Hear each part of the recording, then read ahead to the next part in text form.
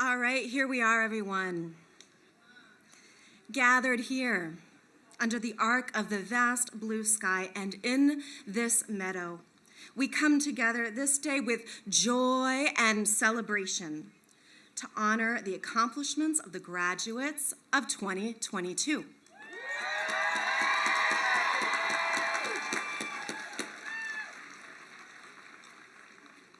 Patricia St. Onge is unable to be here today. I am Reverend Dara Olant, former chaplain at Mills College, and so glad to be with you on this, your celebratory day. First, we begin by acknowledging the land and labor of the Ohlone people.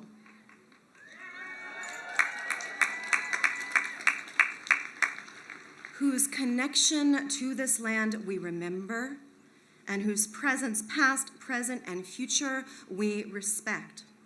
As part of Mills' mission of supporting and fostering learning through the generation and dissemination of knowledge, we acknowledge the land we are meeting on today is the original home of the Ohlone people. May we here, gathered here this day, each in our own ways, play a part in healing the wounds of history, raising courage, hope, and action towards a more just world. Let us more deeply arrive now. Please be seated, graduates. Dear community, let us all become more present at this time, more deeply arriving, centering into our common purpose, to honor and recognize these students who are about to mark a significant passage from student to graduate. Take a moment to acknowledge now your own breath, your own body, your own being. Let us become anchored in appreciation and gratitude and welcome in that sense of being into this moment. Right here, right now. Let us pause, even before we start in earnest, so that we can all become attuned to what it means to be right here at this time. Let's be quiet for just a moment together.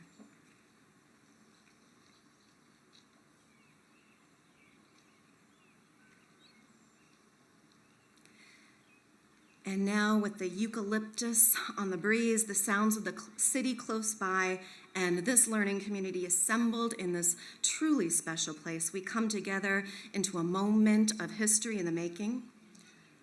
Another generation of intrepid graduates from these hallowed halls, ready to take learning and lift off into your next phases, to take your scholarship, your art, your leadership, your community building, your culture weaving, critical thinking out and into the world. So graduating students, parents, friends, alum, trustees, esteemed guests, faculty, staff, continuing students, welcome. Dear scholars, we know you've been putting in the hours, doing what has needed to be done, and pouring great passion into your many works. We are about to honor the process of formation that has been occurring in unique ways for each graduate here. So much creativity for which we give thanks. So much hard work, so much learning, and we take care on this day to bear witness to you, to celebrate you. We know you've been undertaking these studies in historic and challenging times that reveal to us the fierce and fragile ways our entire globe is connected, yes? So graduates, we honor you. And for all who have supported the graduates on your journey today, we offer great appreciation.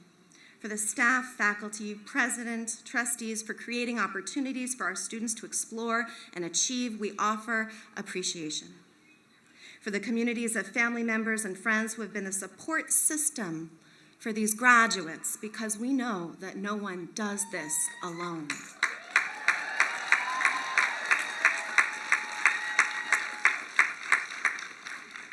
All right, so on this celebratory, joyful day, let us welcome in a sense of gratitude and thanksgiving. We are going to celebrate the degrees you have earned. Scholars, you will be charged and equipped to go forth into the world to live ever more deeply your dreams. Let us be glad for this day and celebrate. May this joyful day commence.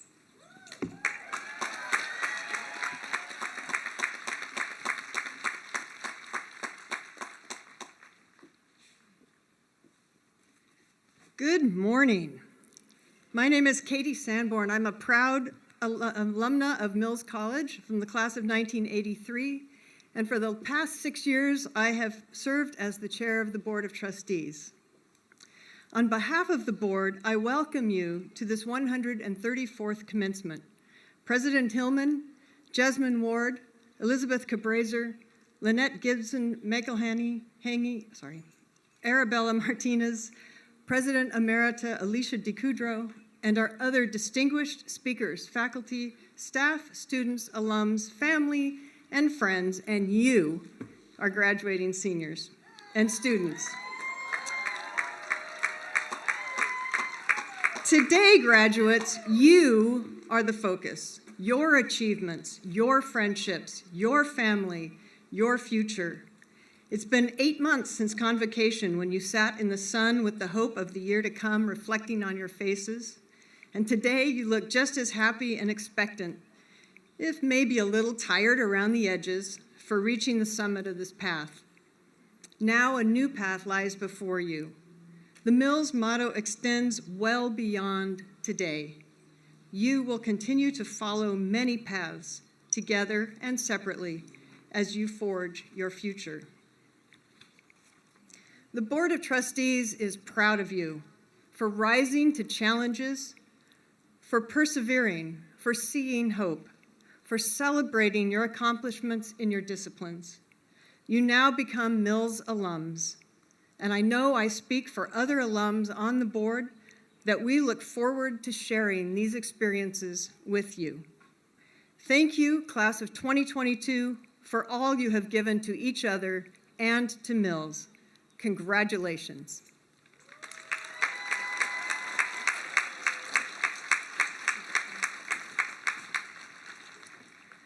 Good morning.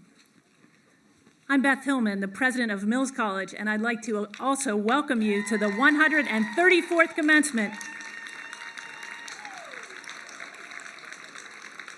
of this fabulous place. Many thanks to Reverend Oland and Board Chair Sanborn for getting things started.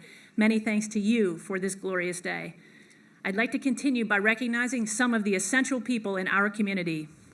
I will start with our Board of Trustees, devoted to the college's past, present, and future. Many alums and leaders all. Please join me in congratulating them for bringing us through another year at Mills College. Thank you.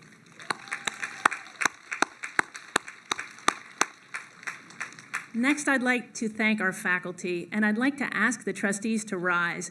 The trustees would like to thank the faculty for the hard work of a transformative year at Mills. Faculty have taught, mentored, and inspired our students. Thank you.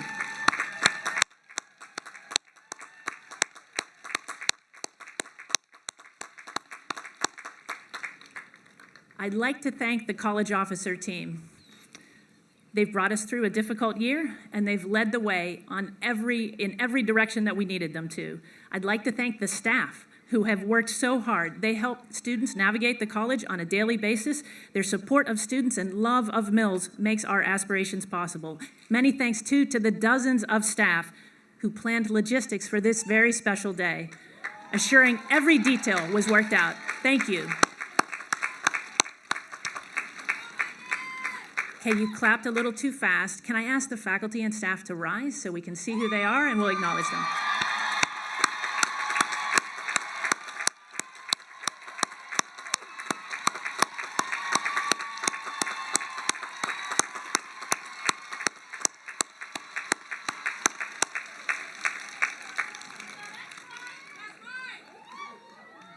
Whenever I acknowledge staff, I often remember that if I ask them to rise if they can, that they're often already on their feet because of the service they're providing to the college. Okay, we also have some loss to recognize. I'd like to remember the beloved Mills faculty who passed away this academic year. Rebecca Fuller, Professor Emerita of Dance at Mills from 1952 through 1988. Hung Liu, Professor Emerita of Studio Art at Mills from 1990 through 2014.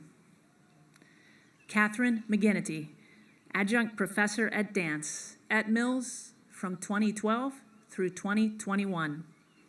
And Melinda Miko, Professor Emerita of Ethnic Studies at Mills from 1993 through 2018. Now to the VIPs of today, the class of 2022.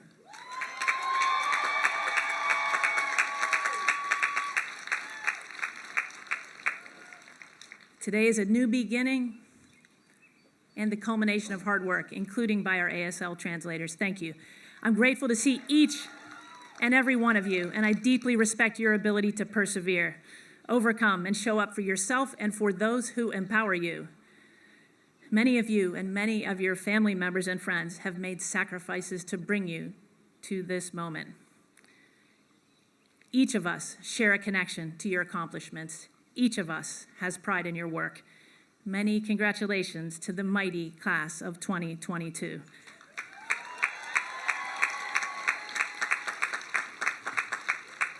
I look forward to congratulating each of you as you join us on this stage.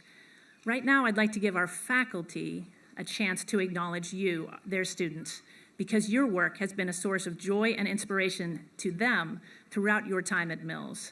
Would the faculty please take this moment to applaud the newest graduates of Mills College?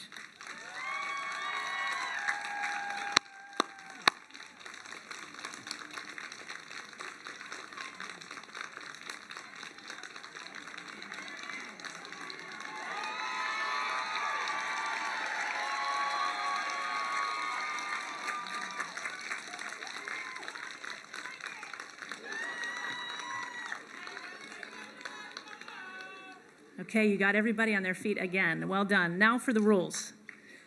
Before I introduce our first speaker, I'd like to remind parents, family members, and guests that we have a professional photographer on site to photograph the graduates. If you'd like to take photos of your family member or friend, we ask that please you do so at the designated area at the far left of the stage at the end of the ramp. As a reminder, we ask everyone over the age of 2 who's not speaking, to keep your masks on while on campus today, except while you're eating or drinking, to ensure our gathering is as safe as possible. Our presenters will only remove masks while speaking. And graduates can remove masks as they cross the platform if they wish to, and we'll put them on again, please, before returning to your seats. Now it's my great pleasure to introduce our first speaker, our senior class speaker. LJ Miranda, our senior class speaker, is from Stockton, California.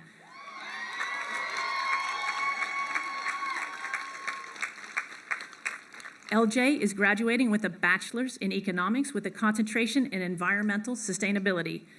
LJ began at Mills as a member of the SAW program.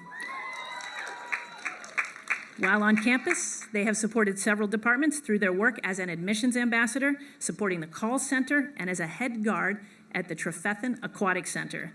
After graduation, they plan to take a year off before pursuing graduate study to work towards a career in politics or political and social activism. Please join me in welcoming LJ Miranda to the stage.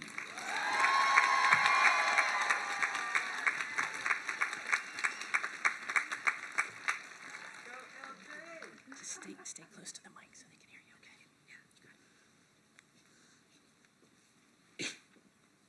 Yeah, Hello and good morning, everyone.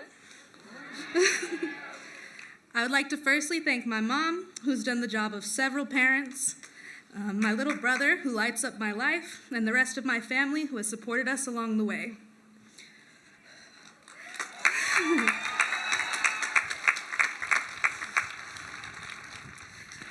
I would also like to thank my Mills family, from every professor, to advisor, to academic career coach, to admissions team, to staff, and to the students. I would not be here without every person I've encountered along the path to this stage. Class of 2022, thank you for taking the journey with me. We made it.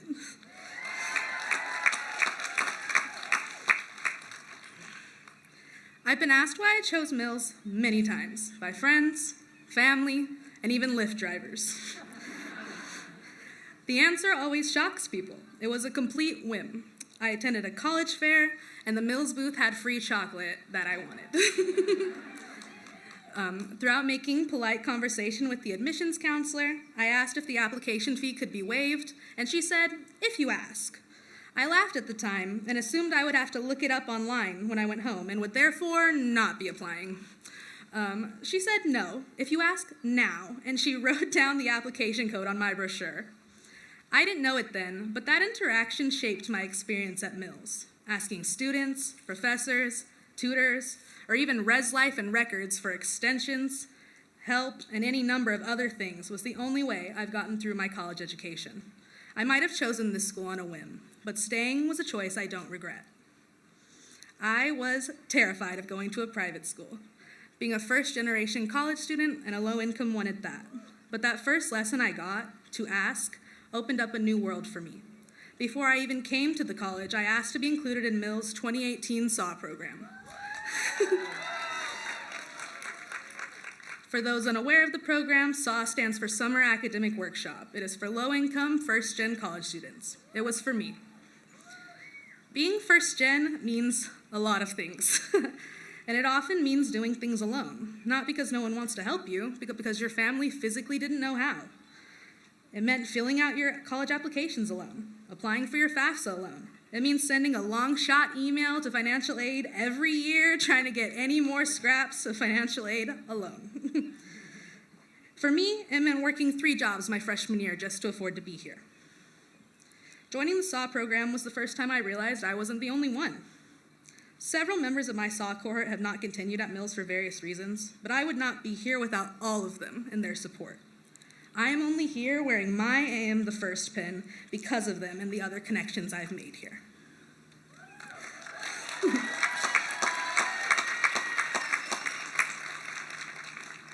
Throughout my time at Mills, I've learned that Mills College is a college of firsts.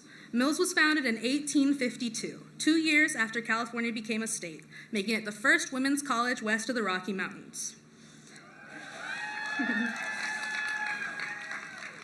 In 1969, Mills became the first independent college to have an ethnic studies program. And in 2014, Mills was the first women's college in the country to craft and pass a transgender admissions acceptance policy.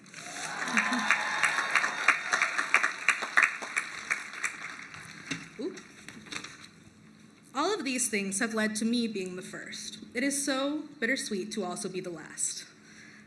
The 134th graduating class of Mills College, class of 2022. We are the last to graduate from Mills as we currently know it. There were countless times throughout my 4 years here where I didn't make it to this day. But I didn't come this far to only come this far. None of us did.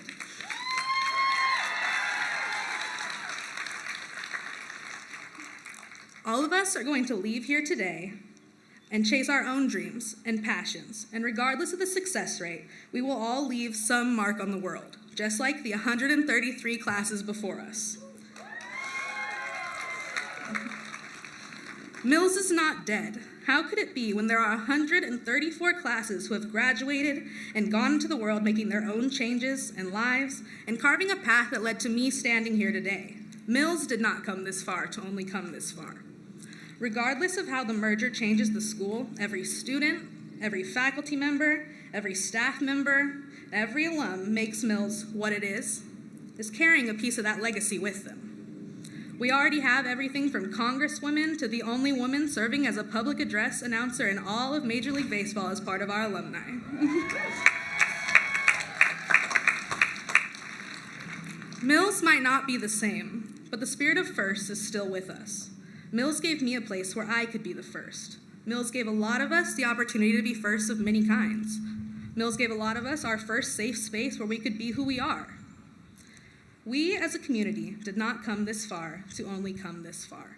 I leave here today with all of the knowledge I've learned here because of that first lesson of asking for help, because of the SAW program showing me I wasn't completely alone here.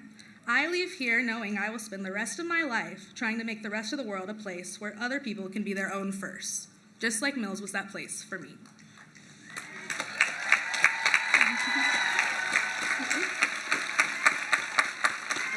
Thank you, LJ. Thank you. Awesome.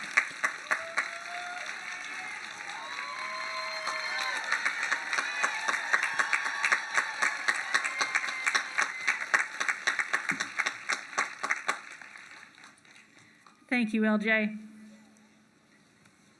Now I have the great privilege of introducing our second student speaker. Our graduate student speaker is Trinity Wilson.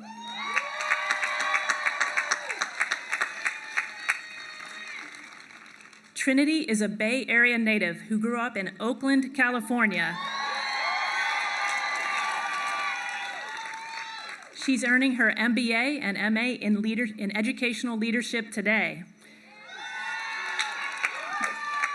She is currently the Assistant Program Director for UC Berkeley's Haas School of Business Boost at Berkeley Haas program.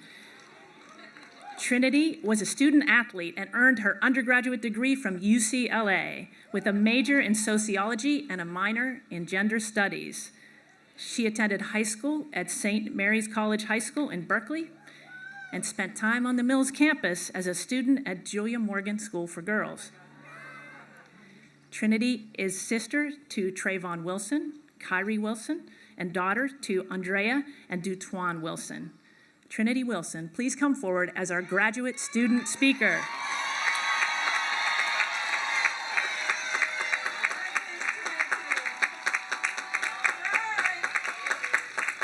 You go. Stay close to the mic, okay? So I can hear you. Stay close.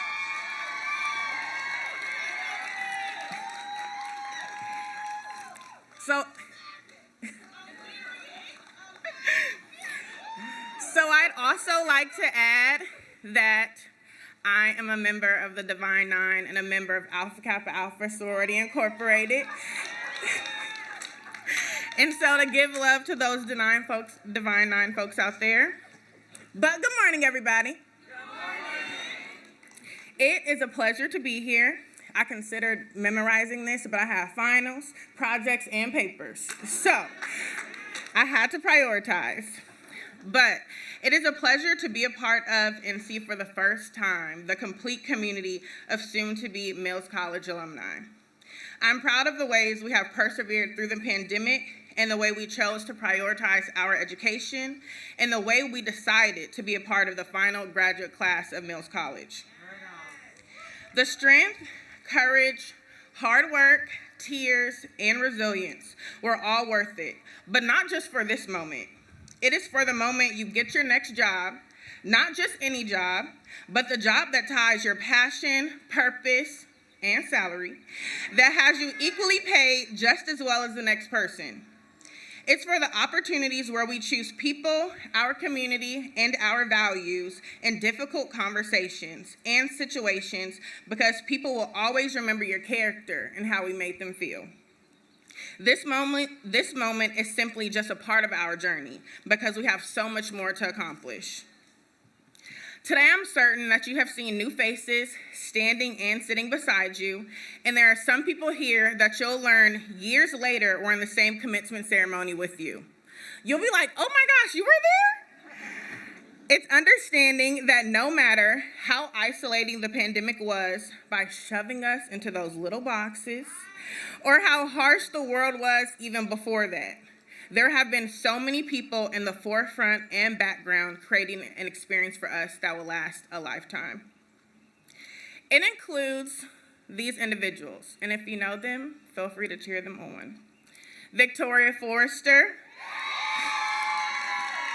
Darcel Lar, Rush Jacobus, Dean Wendy Williams, Dean Kate Carolyn Sherwood Call, Patrick Harrington, Sam Maxey, and so many others, but it also includes all of us.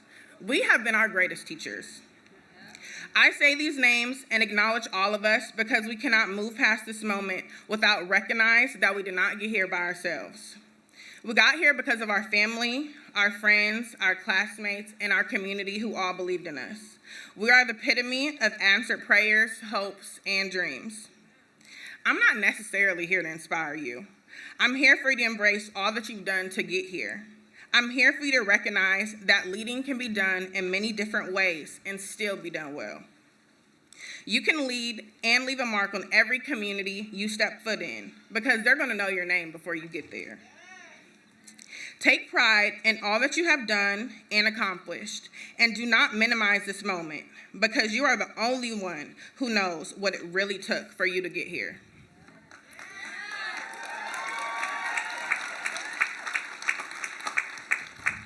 So, after today, especially for my master's students, put that MA, that MBA, that MPP, that MFA, that MM behind your name and your email signature, because I will.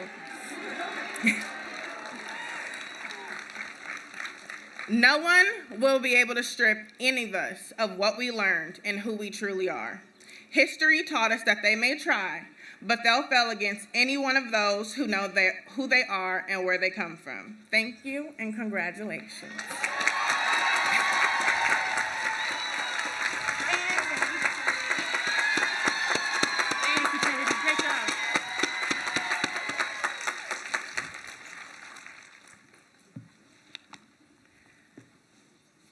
Thank you, Trinity. Now I'd like to acknowledge prizes and awards. Since the college's founding, our mission has been to provide undergraduates with a challenging education to prepare them to lead independent lives of fulfillment and accomplishment. In 1920, graduate education began at Mills, with professional programs following a generation later. College is a time of great intellectual growth for every undergraduate. Graduate study and professional programs permit deeper and more specialized research and study. Each year, there are outstanding undergraduates and graduate students whose curiosity, capability, and intellectual effort reach an exceptional standard worthy of special recognition.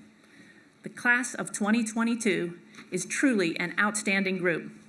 Many will be pursuing studies at some of the finest graduate and professional institutions in the country.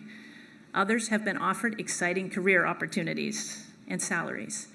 I call your attention to the latter pages of the commencement program where you'll find the names of students elected to honor societies, those recognized with academic honors, as well as academic and leadership prizes and awards. Listed also are the names of students earning diplomas, certificates, and credentials. Please join me in congratulating our award-winning students.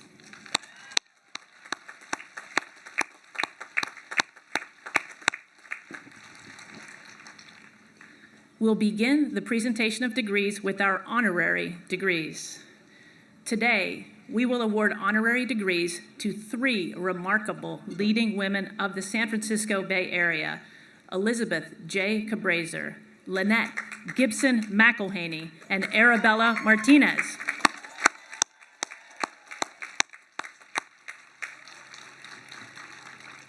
We begin with Elizabeth Cabraser. Elizabeth J. Cabraser is a distinguished Bay Area civil litigator, teacher, advocate, and champion of justice, who's made an indelible impact in California and nationally through the advancement of civil justice and the rule of law. Possessing unparalleled expertise in complex civil litigation, she served as court-appointed lead, co-lead, or class counsel in scores of federal, multi-district and state coordinated proceedings, including multi-state tobacco, the Exxon Valdez disaster, breast implants, Toyota sudden acceleration, and Holocaust litigation. She is currently immersed in nationwide opioids litigation, including a trial in San Francisco right now. Cabraser writes and speaks on complex legal issues of the greatest import and on the advancement of women in the profession. She's a global leader in legal reform, has lectured on class action and litigation at Berkeley, Columbia Law Schools, and has won virtually every award available to a civil litigator and leader. She's also a passionate and talented musician, playing drums in a band called the R23s, and is a Mills parent. Ms. Cabraser and Provost Hardaway, would you please come forward?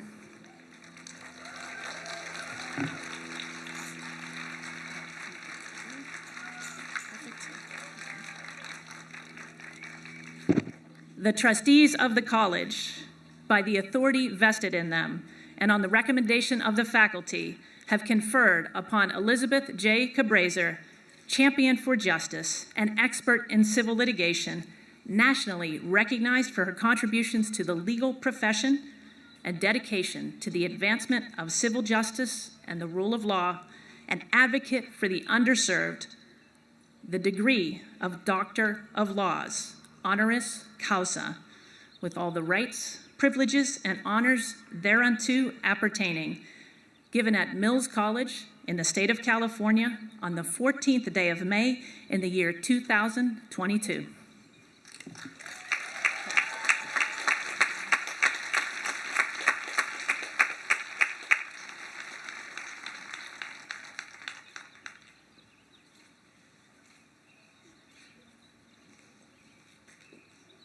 Congratulations, we're going to get a picture right here.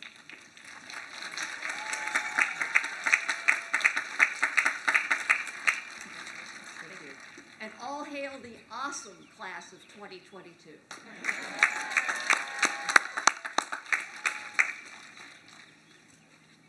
Our second honorary degree is awarded to Lynette Gibson McElhaney.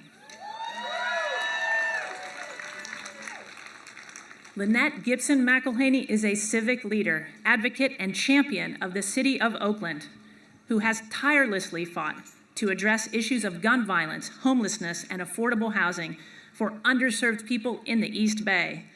McElhaney was elected to public office in 2012 and served as a member of the Oakland City Council from 2013 to 2020, representing nearby District 3. She was the first Black woman to serve as president of the Oakland City Council.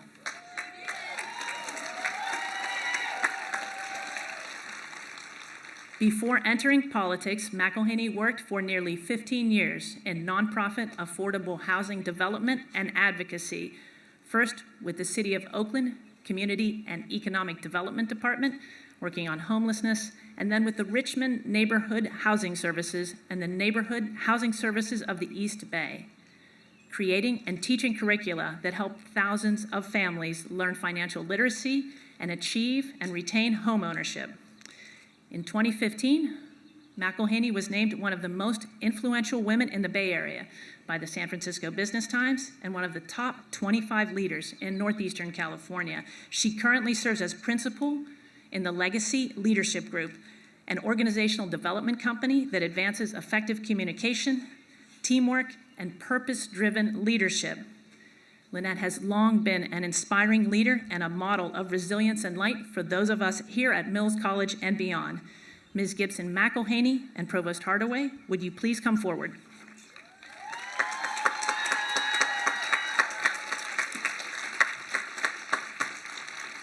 The trustees of the college, by the authority vested in them and on the recommendation of the faculty, have conferred upon Lynette Gibson McElhaney, political leader and champion of the city of Oakland, the embodiment of #OaklandLoveLife, who tirelessly sought affordable housing for underserved people, racial equity, and an end to gun violence in our beloved community, the degree of Doctor of Humane Letters, honoris causa, with all the rights, privileges, and honors thereunto appertaining, given at Mills College in the state of California on the 14th day of May in the year 2022.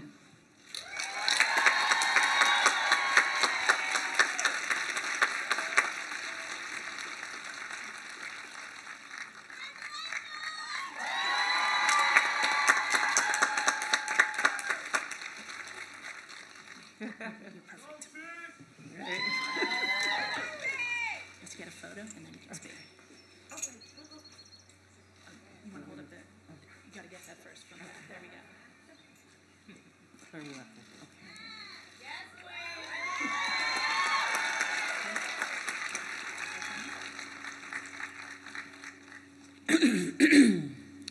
Good morning, y'all. Just wanted to take a quick moment to pause in this moment that I get to share with the mighty, mighty women of Mills.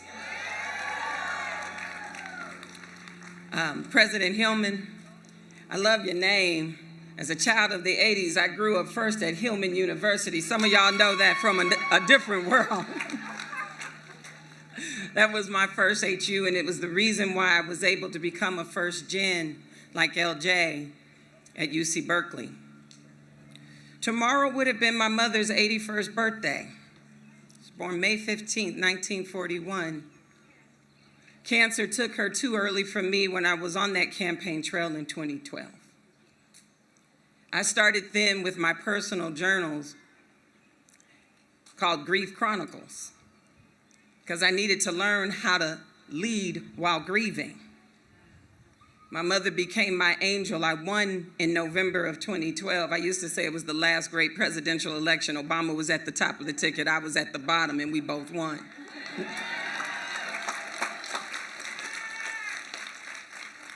In 2015, when I became the first African-American woman to be the Oakland City Council president, that December, a child I raised as my grandson was taken by a boy with a gun in West Oakland.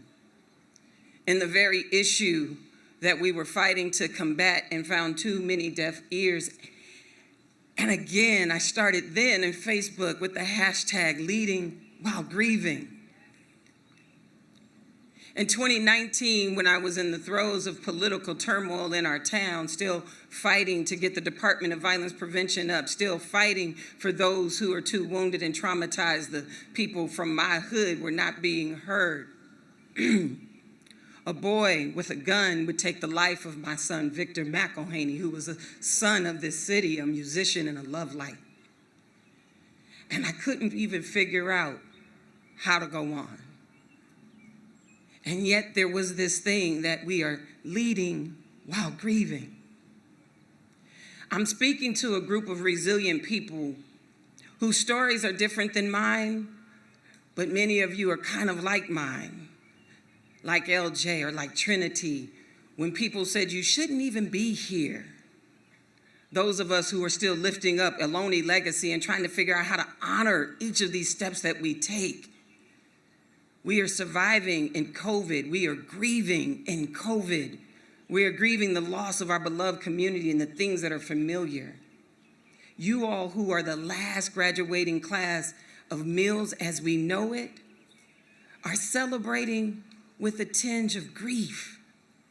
And so I just wanted to share with you all some of what I've been learning in this decade of leading while grieving. You'll take your next step and you will enjoy your next laugh because you will be empowered by hope. Now, there's a word in this hope that makes it active and not passive. St. Augustine said hope has two beautiful daughters. One is anger and the other is courage. Anger at the way things are and the courage to make sure that they don't continue as they are. Thank you to the trustees, the esteemed faculty, and these distinguished guests for bringing me into this great community where we are cyclones for change. God bless you. Lead on.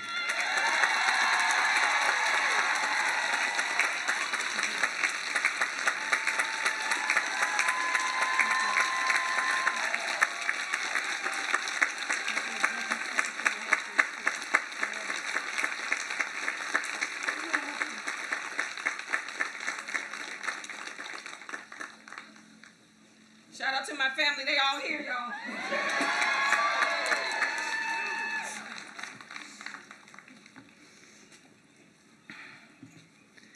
Thank you, Lynette. Our third honorary degree is to Arabella Martinez. Commissioner Arabella Martinez was the founder and first CEO of the Unity Council in Oakland, California, and spearheaded the historic Fruitvale Village project. During more than 15 years of leadership, she generated more than $200 million in support of transformative land use, transportation, and community development in Fruitvale Village. After retiring from the Unity Council in 2005, Ms. Martinez joined the Latino Community Foundation Board of Trustees and became interim CFO, served on more than 24 boards in Oakland and beyond, including the National Council of La Raza. Near the start of her tremendous career, Martinez earned a Master's of Social Welfare from Mills Neighbor, UC Berkeley, and a little over a decade later was appointed Assistant Secretary for the Office of Human Development Services in the U.S. Department of Health, Education, and Welfare by President Jimmy Carter, making her the first Latina appointed to a sub-cabinet level position in the history of the nation.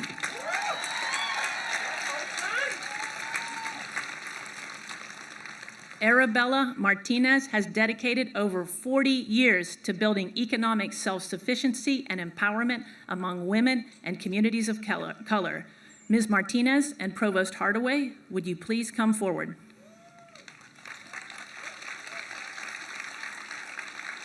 The trustees of the college, by the authority vested in them and on the recommendation of the faculty, have conferred upon Arabella Martinez, champion for women's empowerment, founder and first CEO of the Unity Council, leader of Oakland's Fruitvale Revitalization, a brilliant community organizer and extraordinary leader who strengthened the socioeconomic status of low-income families and became the first Latina appointed to a sub-cabinet level position in the nation, the degree of Doctor of Humane Letters, honoris causa, with all the rights, privileges, and honors thereunto appertaining, given at Mills College in the state of California on the 14th day of May in the year 2022.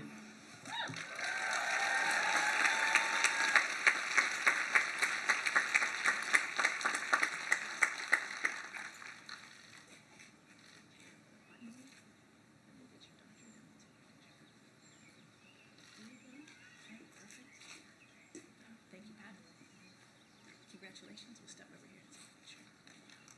Thank you.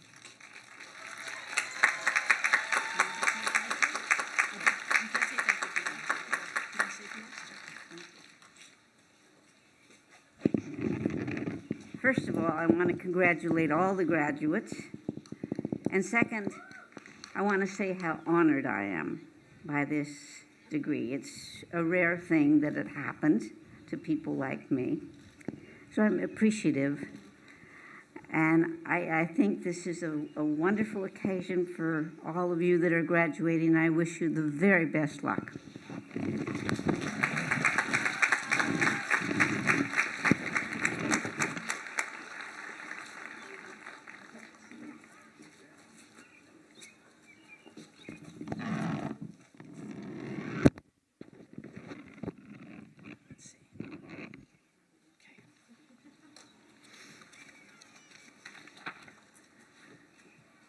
Now, I have the great pleasure to introduce our Degree Day speaker, our commencement address speaker, Jesmyn Ward.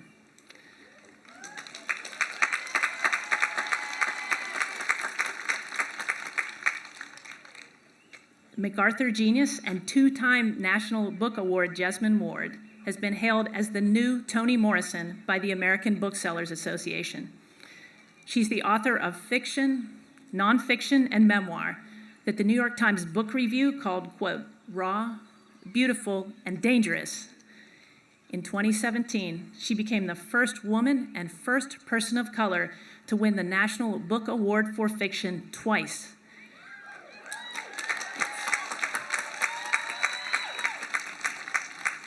Joining the ranks of William Faulkner, Saul Bellow, John Cheever, Philip Roth, and John Updike. Ward's novels, primarily set on Mississippi's Gulf Coast, are deeply informed by the trauma of Hurricane Katrina. Salvage the Bones, winner of the 2011 National Book Award, is a troubling and empowering tale of familial bonds set amidst the chaos of the hurricane. Men We Reaped, a memoir, deals with the loss of 5 young men in her life to drugs, accidents, suicide, and the bad luck that follows people who live in poverty. It was named one of the most outstanding memoirs published since 1969 by the New York Times. Ward also edited the critically acclaimed anthology, The Fire This Time, A New Generation Speaks About Race, another bestseller. Sing, Unburied Sing, won the 2017 National Book Award. Ward's latest is Navigate Your Stars, an adaptation of her 2018 Tulane University commencement speech that champions the value of hard work and the importance of respecting oneself and others. A professor of creative writing at Tulane University and contributing editor to Vanity Fair, Ward received the 2016 Strauss Living Award and a 2017 MacArthur Genius Grant, and was named one of Time's 100 most influential people of 2018. She's held a Stegner Fellowship at Stanford University and was the John and Renee Grisham Writer-in-Residence at the University of Mississippi. A first-generation college graduate, Ward earned her BA from Stanford University and MFA from the University of Michigan. Currently a professor of creative writing at Tulane, she lives in Delisle, Mississippi with her 2 children. Please join me in welcoming Ms. Jasmine Ward to the podium as the speaker for Mills College's 134th commencement.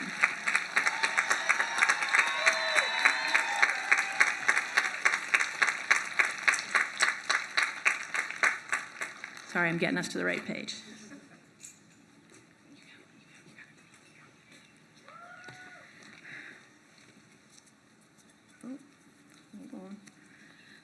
Good morning, y'all. First, I'd like to thank everybody at Mills College who made it possible for me to be here today. The president, the trustees, the faculty, and the staff. And most importantly, I'd like to thank y'all, the graduates, for allowing me to share this day with you. It's a real honor, so thank you.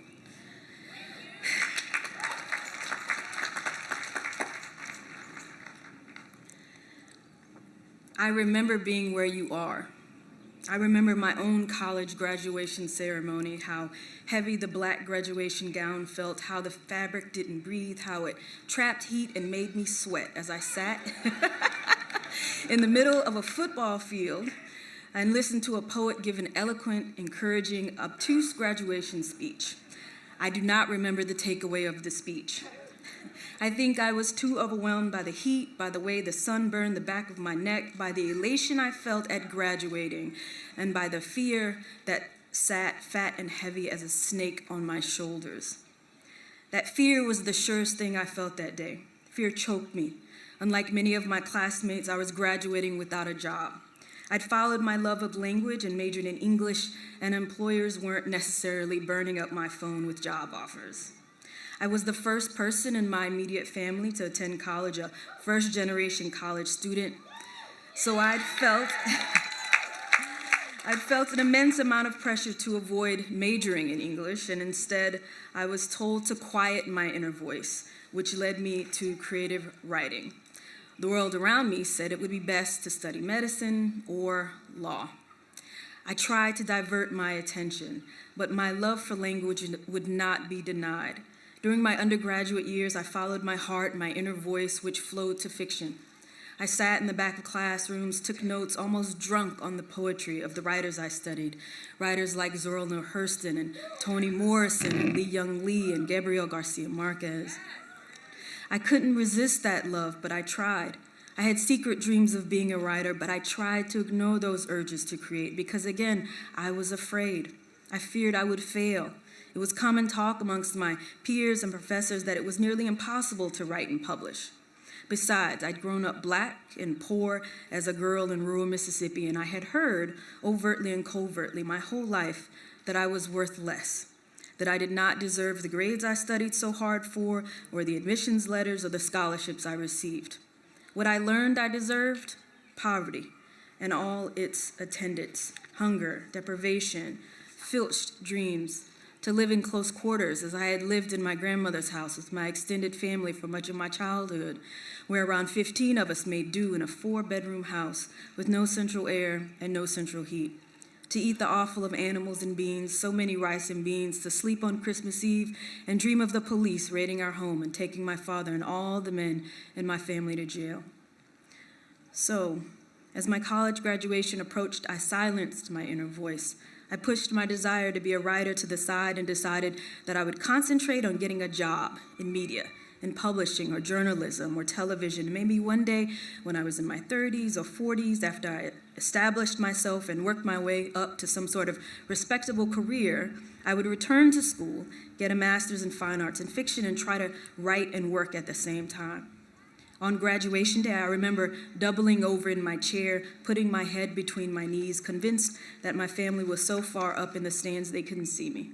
In some ways, I think I'd imbibed and digested the narrative that the world had told me about not only who I was and what I was capable of, not much. I'd indulged my inner voice, my intuition that led me to study literature in college, but now, on graduation day, I had to be merciless. On graduation day, the facts of my childhood and adolescence were ever present, the taste of the wick corn flakes and powdered milk bitter in my mouth, the chemical smell of the Section 8 houses we lived in rancid in my nose. The fear that pressed on me graduation day said it would be best to quiet that love, to quiet my little dreams so that I could have a more secure future. I thought that if I stifled my inner voice, I wouldn't have to return home to Mississippi. I thought that if I stifled my inner voice, I could avoid tragedy, change, failure. That is not what happened. This happened instead. I moved home to Mississippi because even though I damned my dreams and was practical, I still could not find a job. Months passed.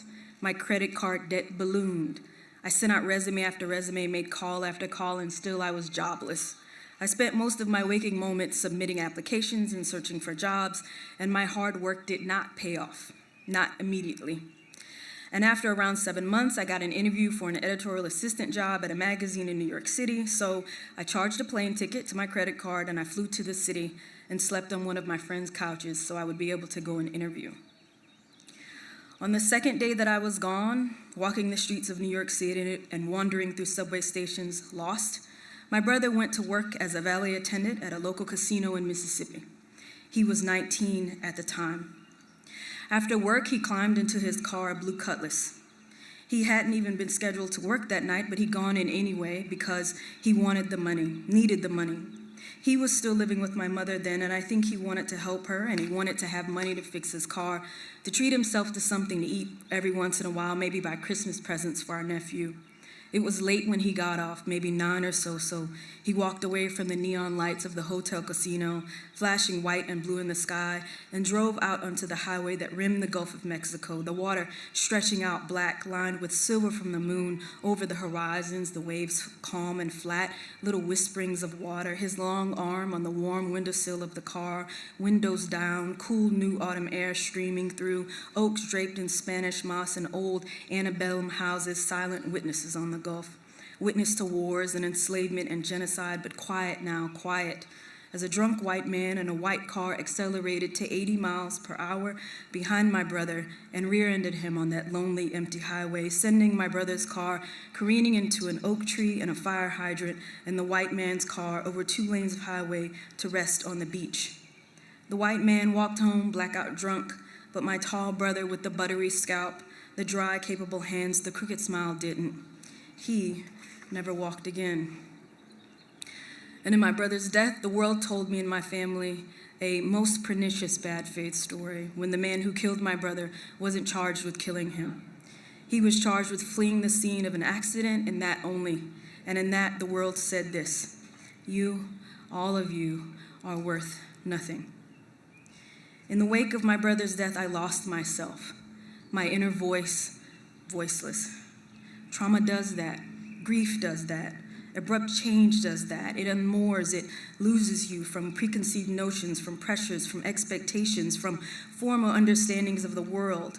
The world that rewarded practicality and hard work and the silencing of the inner voice, the artful dream with good fortune, that world didn't exist anymore. Instead, I was in some new place, mired in failure. I moved to New York City to work as an editorial assistant. I sank into depression, which I call the nothing, a hopeless, dark place. I drank too much, I smoked too much, I got into bad relationships, and I buried my dreams, my love of reading, my secret aspirations to be a writer. My inner voice, my intuition that had led me to love writing, that gave me direction and starts and fits in the world, that had led me to university through education, that voice was mute, that intuition was mute. Sometimes I thought about following my brother through the great doorway in hope I could spare myself years of days in this new, terrible world. I sank until one day, a year after 9/11, I flew home from New York to Mississippi for a visit. By then, I had developed a horrible fear of flying, born of my experience of that day, of 9/11, smoke billowing from the towers, my walk 40 blocks south to the Brooklyn Bridge, ash and terror clogging the air, the endless loop of the second plane hitting, the way the World Trade Center burned for days, and how I could see it from my ex-boyfriend's apartment in Cobble Hill. I was in Kuwait with grief and rage and terror on that flight, perhaps just then realizing that the inner voice that had guided me through my life, to a love of books and storytelling when I was a child, to my love of poetry when I was an adolescent, to my first fumblings in creative writing classes in college, had been silent since my brother's last ride, that I had been ricocheting through the world, struck silent in my grief, aimless, surviving, breathing by default. I had been thinking of my brother incessantly since he died. All the nights we spent pushing cars on dark roads after my father ran out of gas. Thinking about that time when I was 6 and he was 4 and he poured salt into my lasagna, but my mother made me eat it because I had to clean my plate. About the time we took a ferry out to Ship Island and we climbed the cannons mounted to protect the Gulf Coast in World War II. About the time that I snuck an egg out of the hen house when I was very little and told him I was going to hatch it, and I stuck it in my pocket and then ended up with a pocket full of yolk and broken shell instead of a downy yellow chick. About when we were teens and I told my brother that some boy was yelling at me and harassing me while I was skating, and so he rode down the street in the Cutlass he would die in and told the boy to leave me alone. About the time he spent the summer here in Oakland with one of our aunties, and when he came back he pierced his tongue, and how he laughed when I was the first person to notice it. Thinking about the time he told me he watched Full Metal Jacket and how it made him change his mind about going into the army because he didn't want to die like that. So as I was sitting on that plane, a year after 9/11, my palms sweating, panic ricocheting through my chest along with that looping image of that second plane hitting the tower, I thought, what am I going to do with this life, this time that I've been given? I could die right now on this plane. If I don't, what am I going to do with this life I've been given, this life that my brother wasn't? Stories, my inner voice spoke. You're going to tell stories, she said, writing. Okay, I said, okay. The plane shuddered through the sky, the world trying to interject with more panic, more pain. What I'd understood since my brother died was that the world was insisting that I deserved more panic and pain, and only that, but I knew something then when I heard that inner voice. The world said that my brother was a thug, dumb, worthless, had lived his life without promise or depth. But my inner voice knew he was more. He was funny and brave and nervous around crowds and shy sometimes. And instead of hanging with his friends when I visited from college, he always said to them, I gotta go home, my sister's home. The world said my mother was worthy of only poverty, only struggle, of her work as a housekeeper, scrubbing floors on her hands and arthritic knees. But my inner voice knew my mother was more. She told sly jokes and laughed with her whole body, and when she was a child, she nursed hound dog puppies back to health, fed them with bottles, murmured her own little songs to them. The world said my father was a deadbeat philanderer, no morally defunct. But my inner voice knew my father was more. He cried over a dog someone once stole from him. He hid himself under blankets and played monster with me and my brother when we were children. He once did just enough work to fail a grade so that he could be in the grade below with the girl he had a crush on. The world said my grandmother was weak and unintelligent because she only had a 7th grade education, didn't deserve agency because she was a single mother of 7 children after her marriage dissolved. But my inner voice knew my grandmother was more. She made pound cakes and pies, lemon meringue and coconut pecan from memory alone. She cradled children to her bosom and hummed off key because she couldn't sing that well. And in the worst of Hurricane Katrina, after the storm surge had swept my car away, submerged it in water, and my pregnant sister and I escaped by jumping out of the car windows into the storm surge, my grandmother stood on the shore of the road, out of the reach of the floodwaters, beckoning us, power lines snapping around her, uprooted trees falling, tree limbs skidding through the air, the wind whipping at nearly 100 miles per hour. Come, she said, her arms stretched wide. Come, she said, I will keep you safe. And we swam. After I landed and left that plane, I wrote.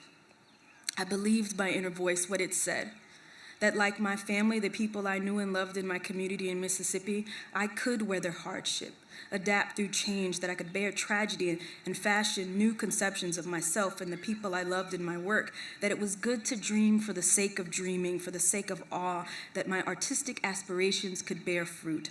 I wrote. I ascended out of the dark fog of fresh grief.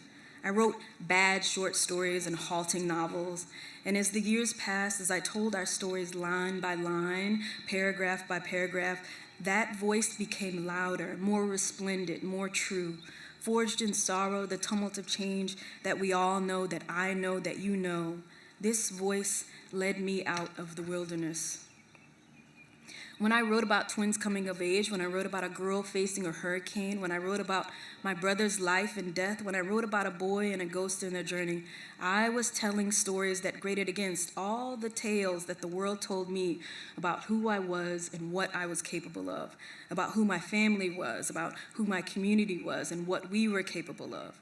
In the writing of every essay, every novel, every memoir, every short story, I am listening to my inner voice, and I am telling the world new stories about who I am, who my people are, and what we are capable of.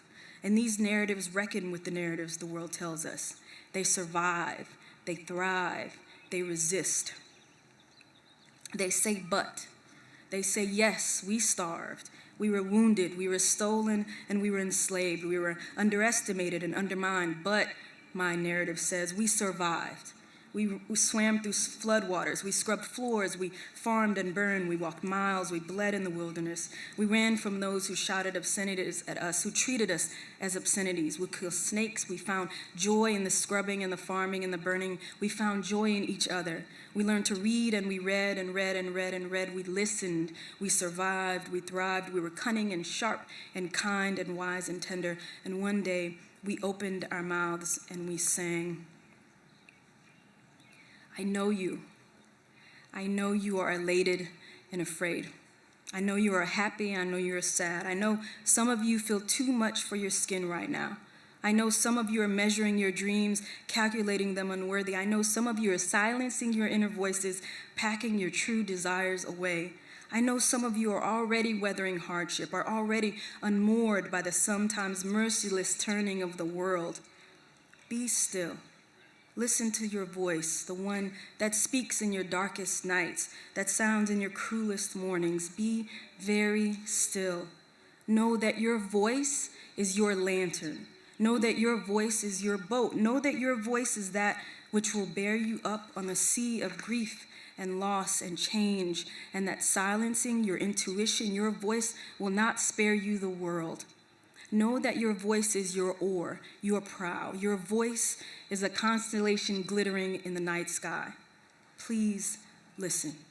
Know that you are more, can become more, will flower into more than the world could ever conceive of. Don't kill your heart. Embrace your intuition.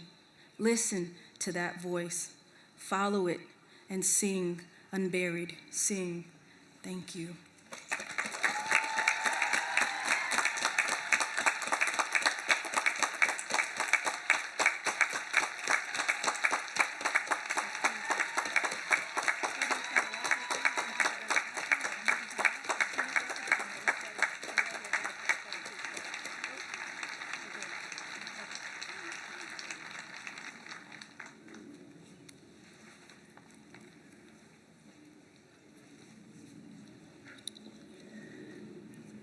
Thank you, Jasmine Ward.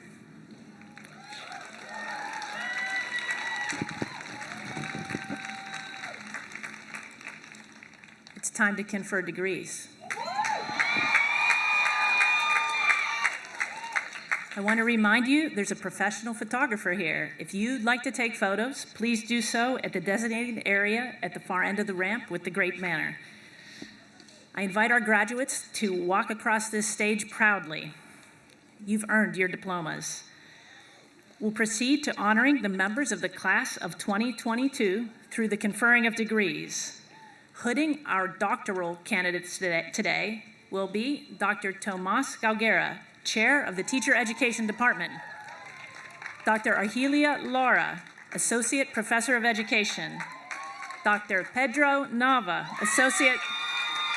Associate Professor of Education, Dr. Wendy Williams, Dean of the School of Education, Dana Wright, Director of the Educational Leadership Doctoral Program. I'll be assisted by Patricia Hardaway, Interim Provost and Vice President of Academic Affairs, who will present the doctoral candidates. Dr. Beth Coakley, Associate Provost for Curriculum and Academic Resources, who will present the Master's and Graduate Certificate candidates. And Dr. Christy Chung, Associate Provost for Student Success and Undergraduate Education, who will present the Bachelor of Arts, Bachelor of Science, and pre-nursing certificate candidates. Assisting the candidates will be faculty marshals, Dr. Dean Maurier, Professor of Psychology, and Dr. Ellen Spertus, Professor of Computer Science, and our junior marshals, Marshal Baptiste and Phelps. Will Drs. Maurier, Spertus, actually everybody's already here, please come forward at this time.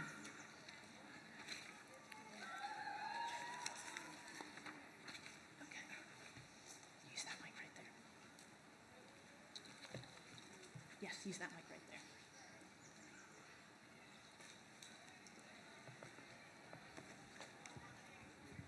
Okay, we're setting up the mics. Hold on a moment. Will the candidates for the graduate degrees please come forward? The Doctor of Education, the Master of Arts, the Master of Fine Arts, the Master of Applied Economics, the Master of Business Administration, the Master of Business Administration, Master of Arts in Educational Leadership Joint Degrees, Master of Business Administration, Master of Public Policy Joint Degrees, Master of Public Policy, Master of Management. And will the candidates for graduate credentials and graduate certificates please follow? Madam President, on behalf of this wonderful faculty, I present the candidates for the degree Doctor of Education.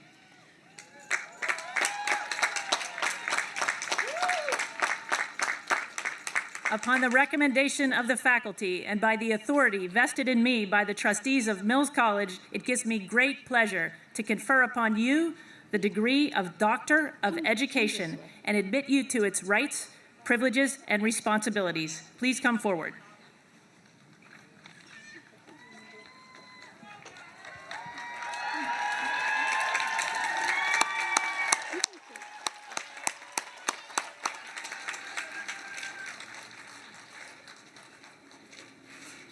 Eileen Vanessa Aravallo.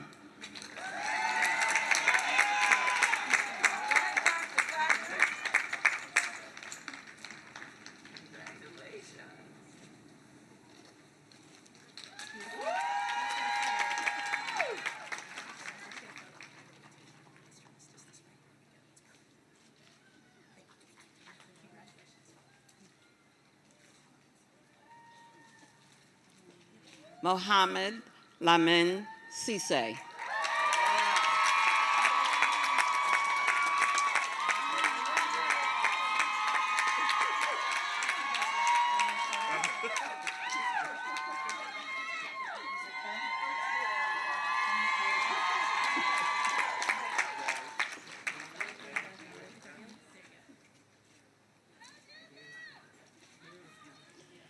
Alexandra Lee Little Fox.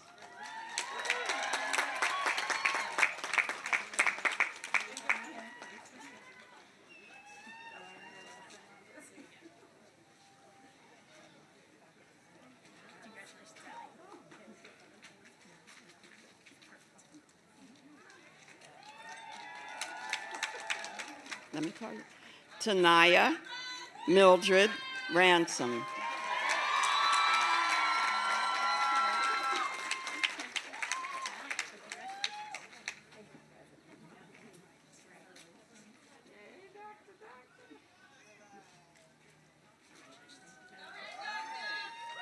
Ruby Lee Nee.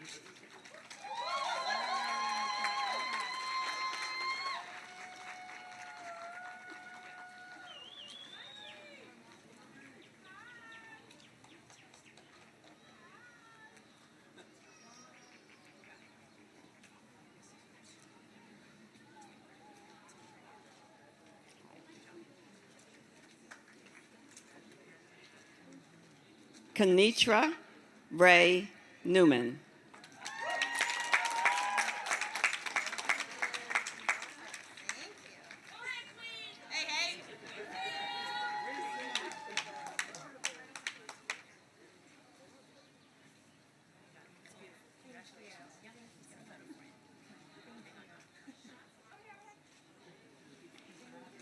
Tiffany Simons Schaefer.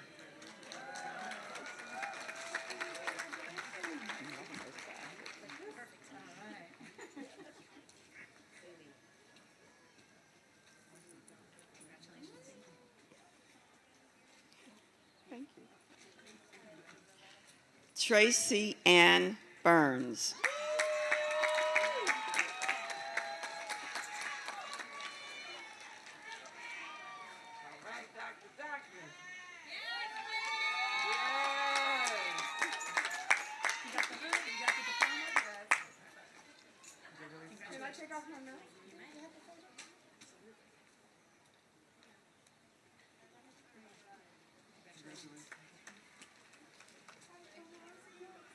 Marisol Escalera.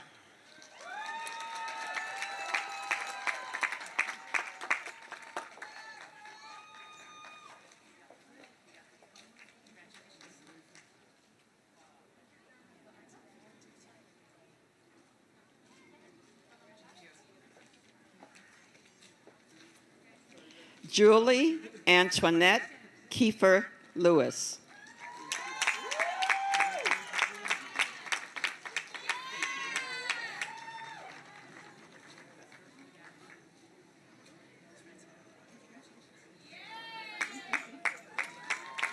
William Enrique Ramos Ochoa.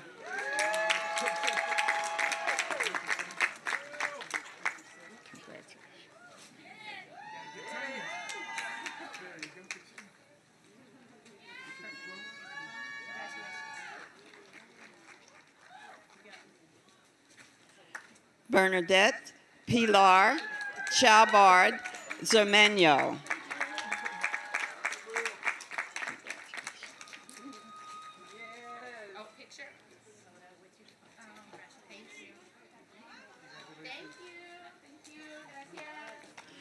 Monica Catherine Hudnall.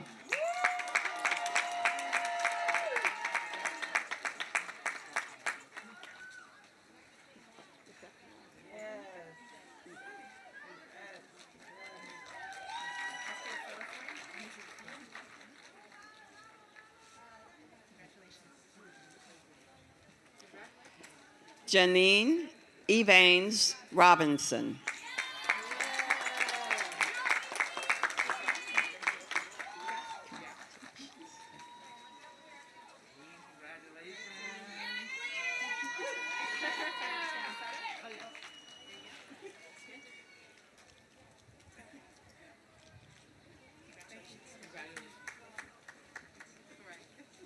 Eric Handy.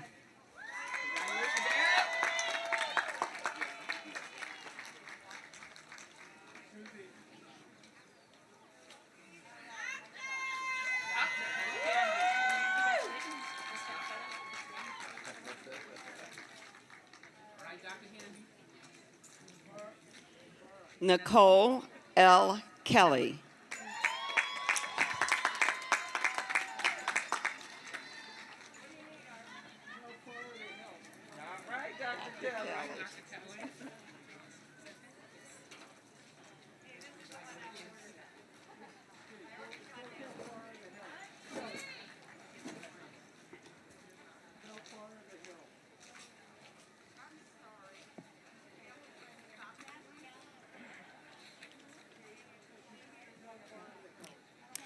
Madam President, on behalf of the faculty, I present the candidates for the degree of Masters of Arts. Upon the recommendation of the faculty and by the authority vested in me by the trustees of Mills College, I'm pleased to confer upon each of you the degree of Master of Arts and admit you to its rights, privileges, and responsibilities. Please come forward. Travis Allen Clark.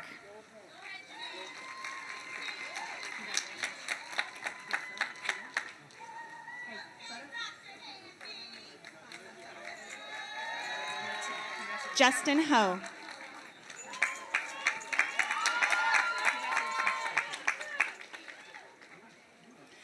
Britt McClintock.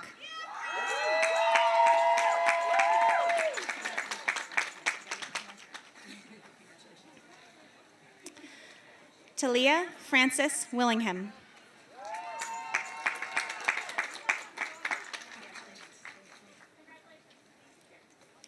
Taylor Harvey.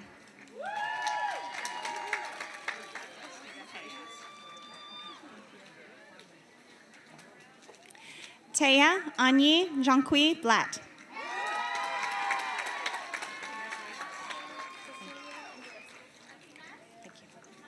Cecilia Angel Garcia.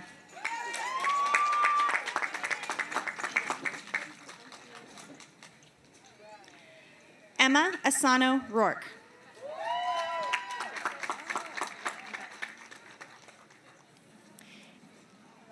Kendra Lou Ballin.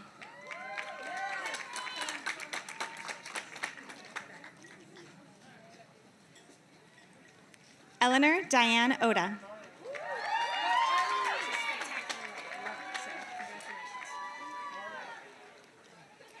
Haley Adair Reeder.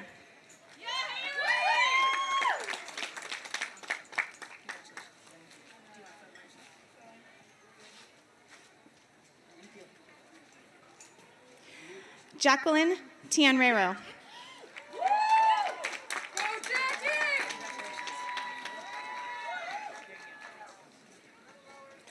Leah Carmen Garcia.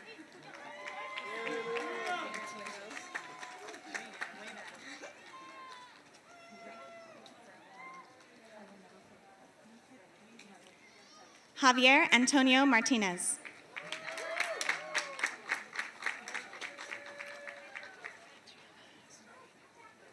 Adriana Ruida Garcia.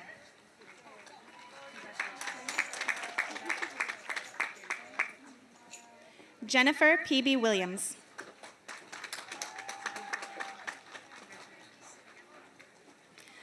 Zoe Anna Odesmir.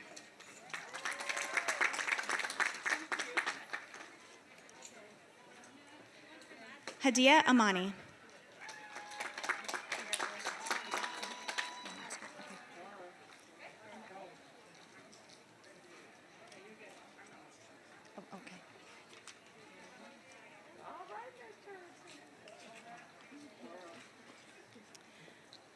Madam President, on behalf of the faculty, I present the candidate for MBA MA.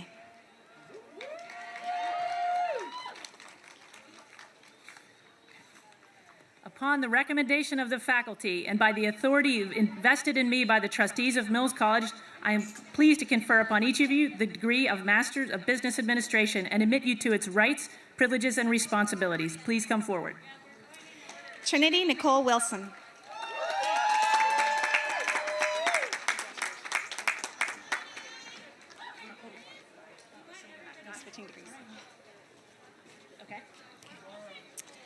Madam President, on behalf of the faculty, I present the candidates for the degree of Masters of Fine Arts.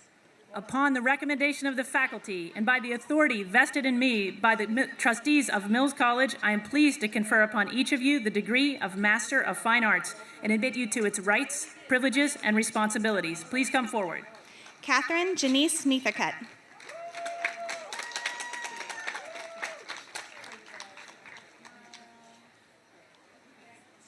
Jessica Chanel Moreno.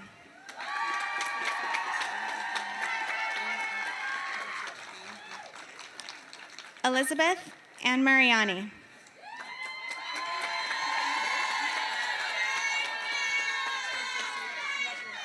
L. Sandbach.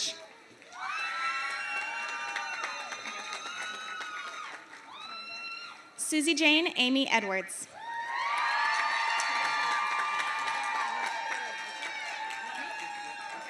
Carla Fellows.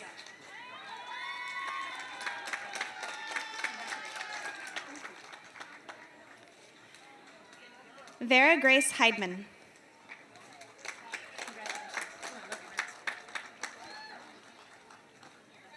Tashandra Poulard.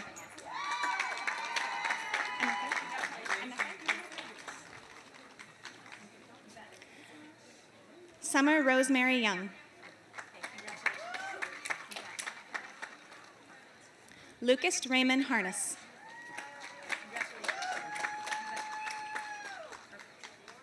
Trianne Cow.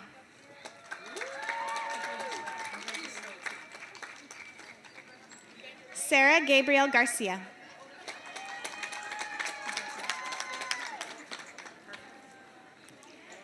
Alexandria Janine Jones.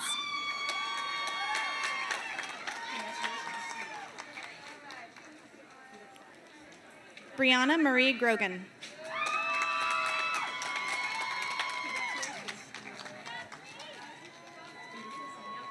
Zara Jubin Shah.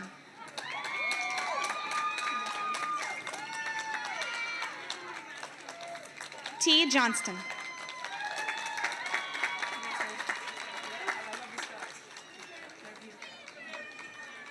Wada Reynolds.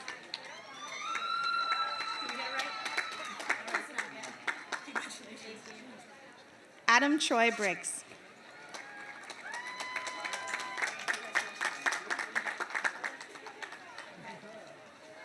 Caitlin Della Vanderveen.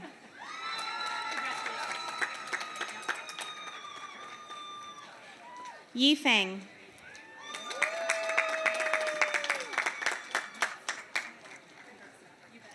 Eunice Y. Lee.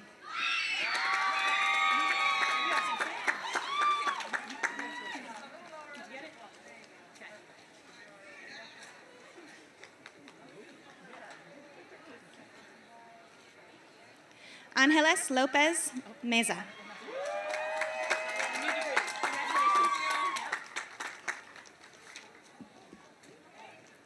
Abigail Midori Maisona.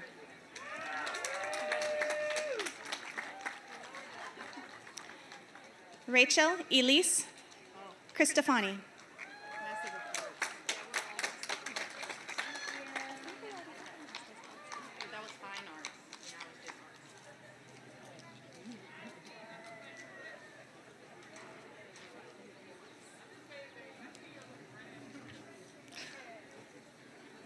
Madam President, on behalf of the faculty, I present the candidates for the degree of Master of Arts.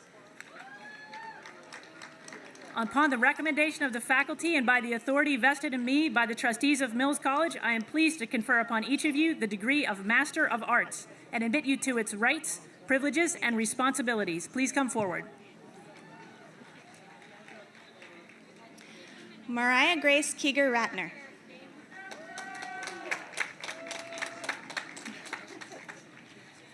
Stephanie Marie Canistra.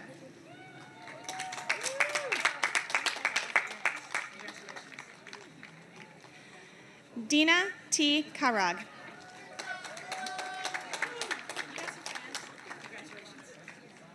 Jessica Dale Moore.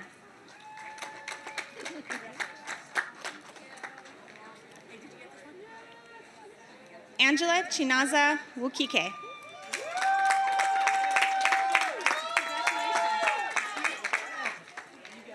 Sundown Daniel Collins.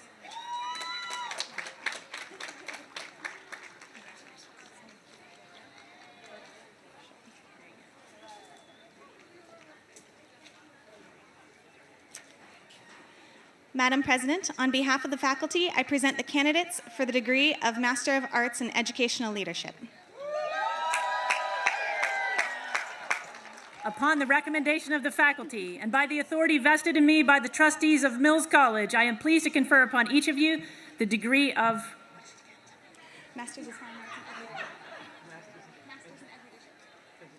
Masters of Arts in Educational Leadership and admit you to its rights, privileges, and responsibilities. Please come forward. Jamie Ross.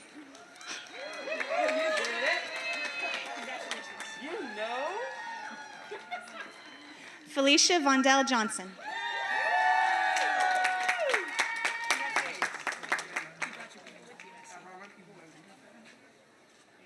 Amelia Gray.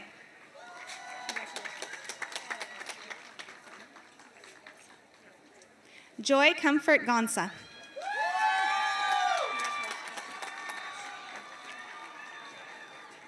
Askia Mohammed.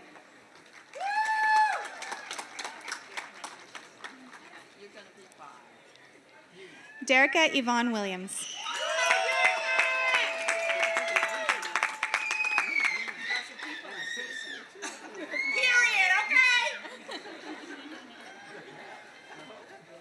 Christina Nance.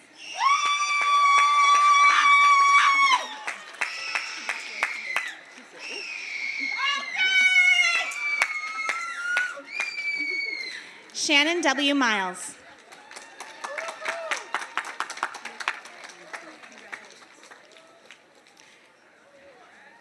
Kayanat Khan.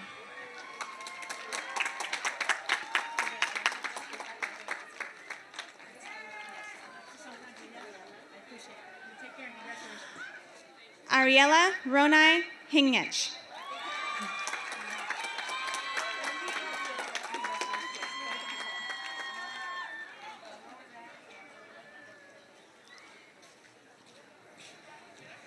Madam President, on behalf of the faculty, I present the candidates for the degree of Masters of Business Administration Management.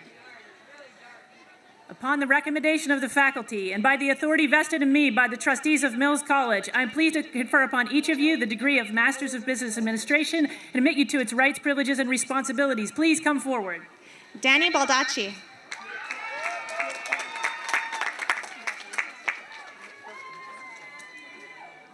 Norhaliza Mohammed.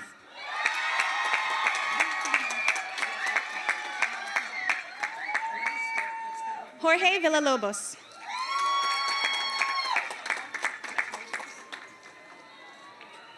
Alana Guth.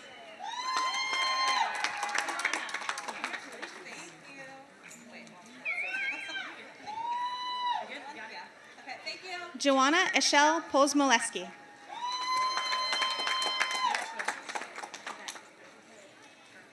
Monsi Garcia.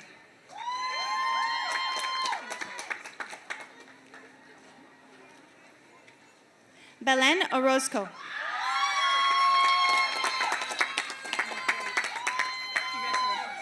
Marjan Yavari.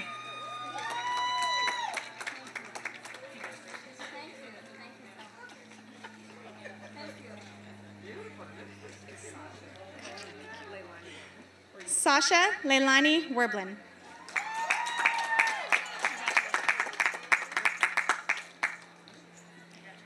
Brittany Tierra Anderson.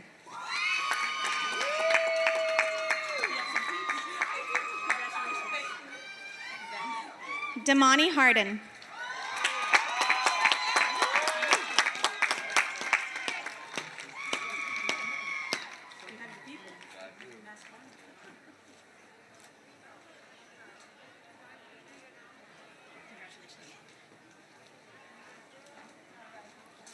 Madam President, on behalf of the faculty, I present the candidates for the degree of Masters of Applied Economics. Upon the recommendation of the faculty and by the authority vested in me by the trustees of Mills College, I am honored to confer upon each of you the degree of Masters of Applied Economics and admit you to its rights, privileges, and responsibilities. Please come forward. Shawei Ivy Lee.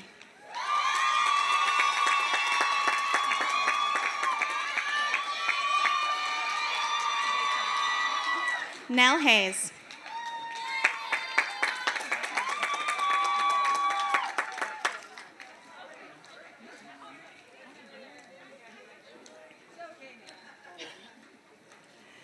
Madam President, on behalf of the faculty, I present the candidates for the degree of Masters of Fine Arts in Art.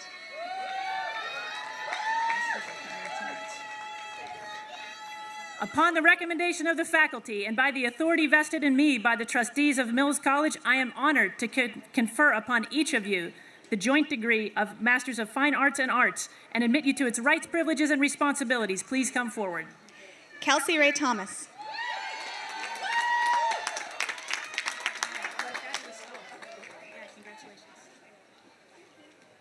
Mitty Kutara.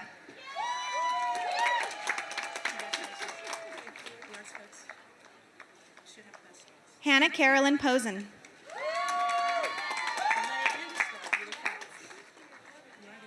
Shelley Margaret Carlisle.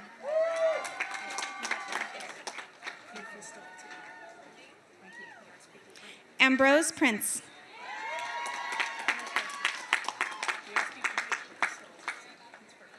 Marcus Kager.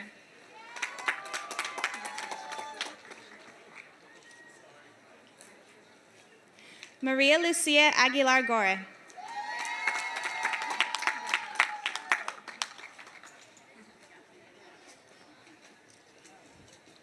Madam President, on behalf of the faculty, I present the candidates for the degree of Masters of Fine Arts in Electronic Music and Recording Media.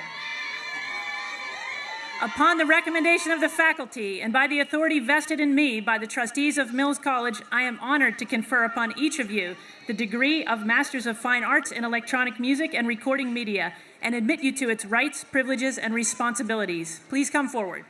Jefferson Thomas Doyle.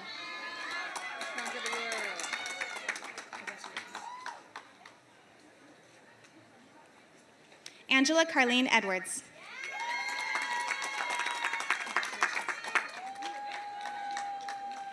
Krishna Kumar Javeri.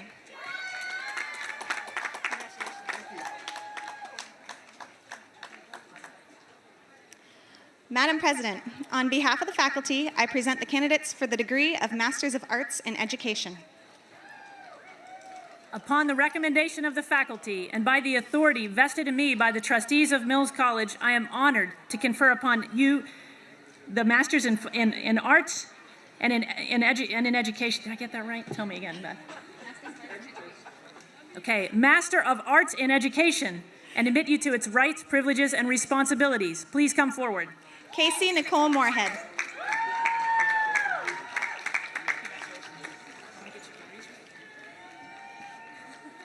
Karen Christine Wilson.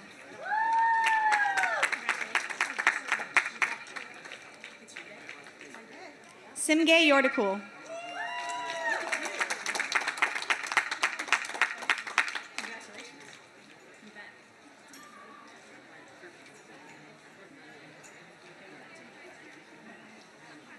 Madam President, on behalf of the faculty, I present the candidates for the degree of Masters of Arts in Educational Leadership. Upon the recommendation of the faculty and by the authority vested in me by the trustees of Mills College, I am honored to confer upon each of you the degree of Masters in Arts and Educational Leadership and admit you to its rights, privileges, and responsibilities. Please come forward. Sophia Jean Yagi.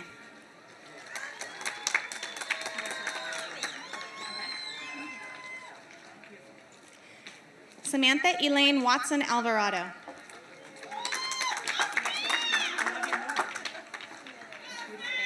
Dana Hubert.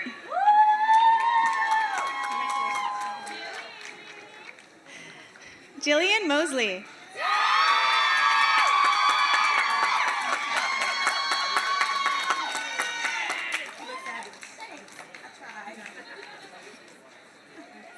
Leticia Avalos Dorado.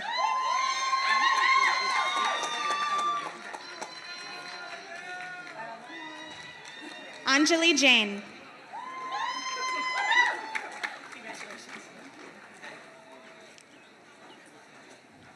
Rachel Schlosser.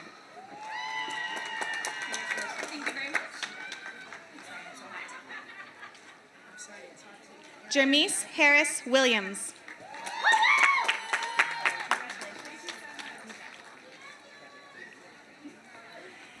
Gabrielle Michelle Hedlund.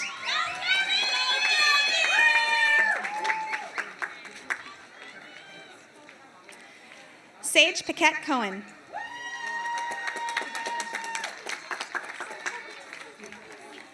Angela Taylor Francis.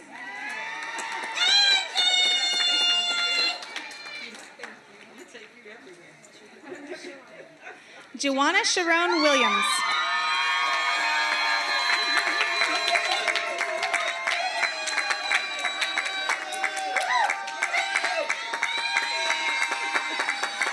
Tamika Lynette Cooks.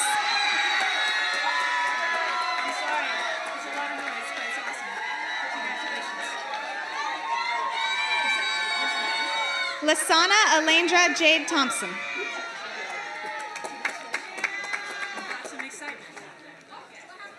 Julia Claire Collins.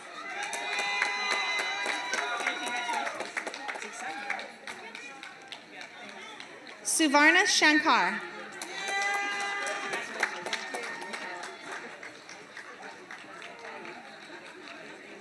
Alejandra Razvitayev. Karen Chan and her son Ryan.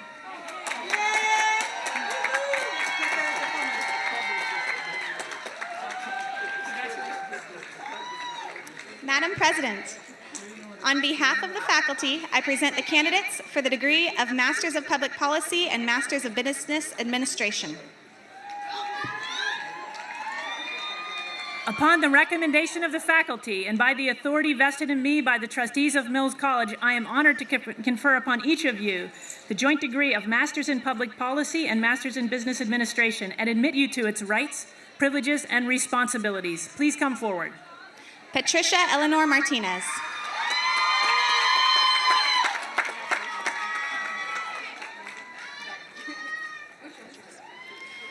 Alec Chard Edges.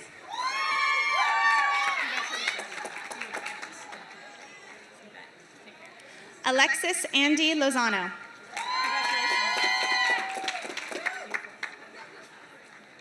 Alili Cuenca.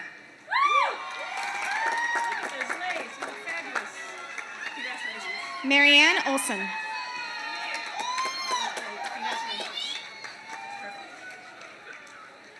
Madam President, on behalf of the faculty, I present the candidates for the degree of Masters of Public Policy. Upon the recommendation of the faculty and by the authority vested in me by the trustees of Mills College, I am honored to confer upon each of you the degree of Masters in Public Policy and admit you to its rights, privileges, and responsibilities. Please come forward. Maureen Guerrero Nansted.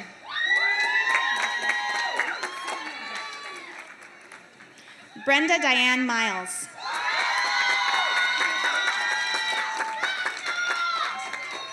Caitlin C. Coleman.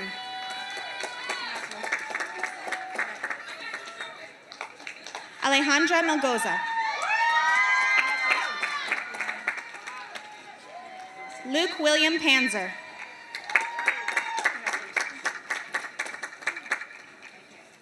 Megan K. Gregory.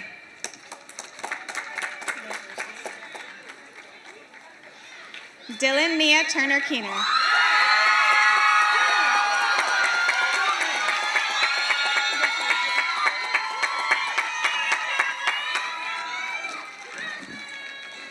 Michelle Renee Nicole. Taylor Therese Rodriguez de la Luna.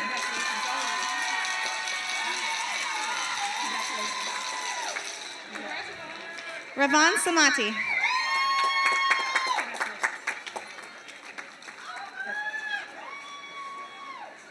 Yvonne D. Jett.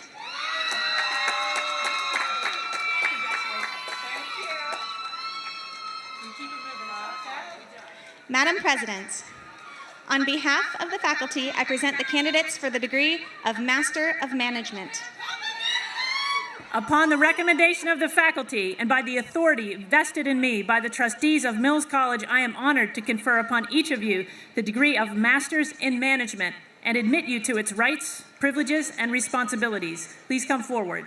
Vanessa Varco Fontana.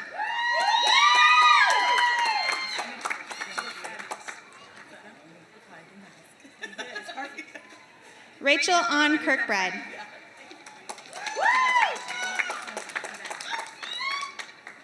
Tia Nicole Taylor.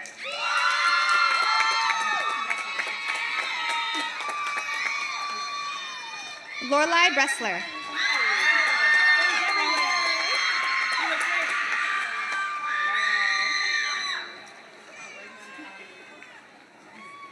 Madam President, on behalf of the faculty, I present the candidates for the degree of Master of Arts in Interdisciplinary Computer Science. Upon the recommendation of the faculty and by the authority vested in me by the trustees of Mills College, I am honored to confer upon each of you the Masters of Arts in Interdisciplinary Computer Science and admit you to its rights, privileges, and responsibilities. Please come forward. Katrina Eaton.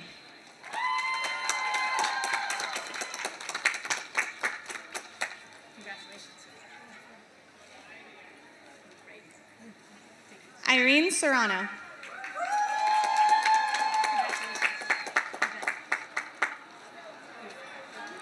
Benjamin Addison Hamrick.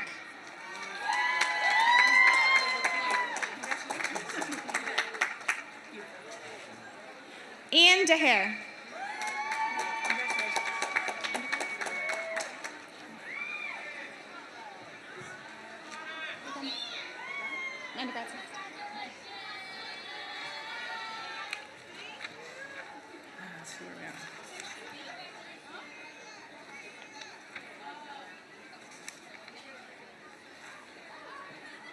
Okay.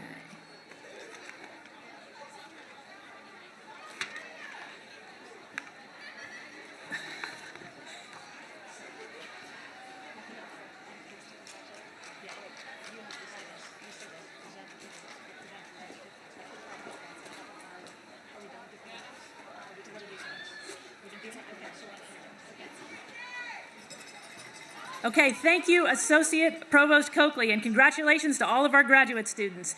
To assist with the conferral of the undergraduate degrees, I'll welcome Associate Provost Christy Chung, who will present the candidates.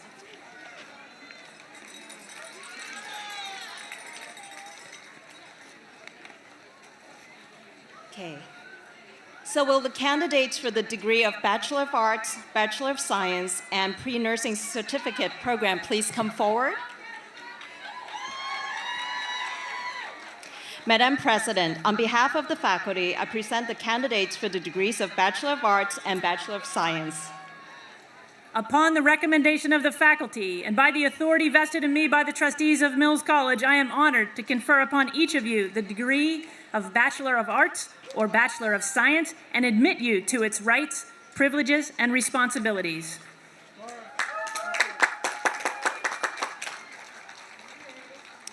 Nisha Young.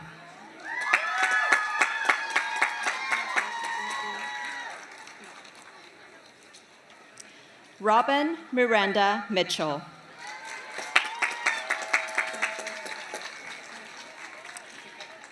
Dana Patilos.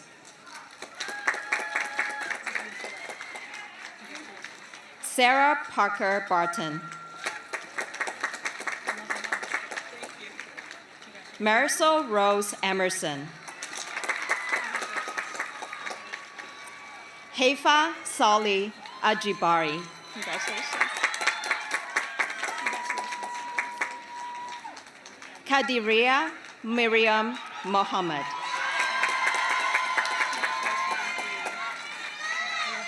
Ekua Yaba Monka.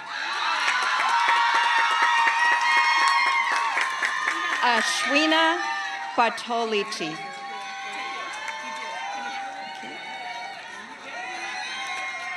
Ariana Arellano.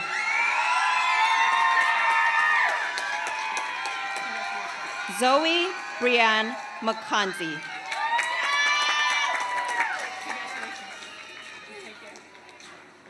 Rhea Maya Rampoli.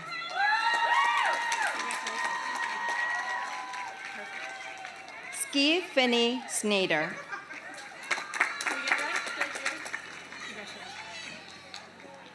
Anais Noemi Bravo Urate.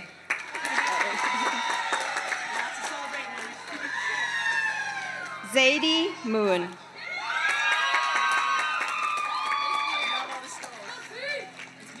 Yula Kayomagni.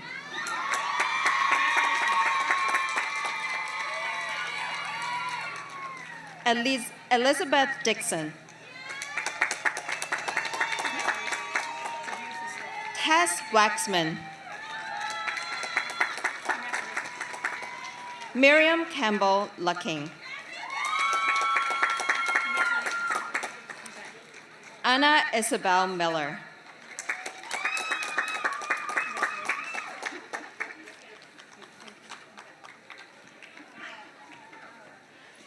Alex Alex Carlos Rosenthal.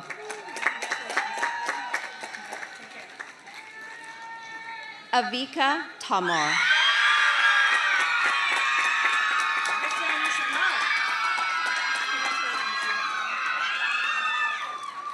Brenda Martinez.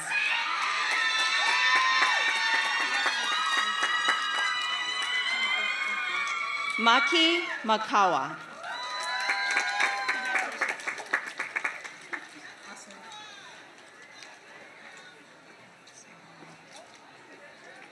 Lisa Claxton.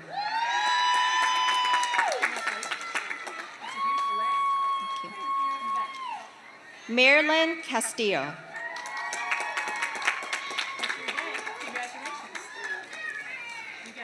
Victoria Lee Gonzalez.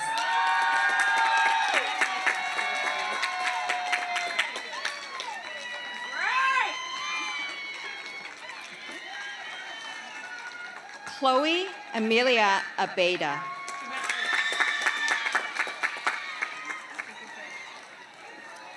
Isabella Blue Campisi. Jessica Kuman. Destiny Yang.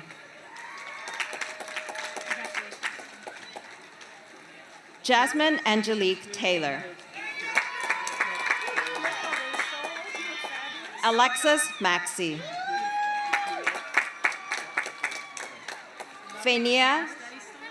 Vanya Gutierrez.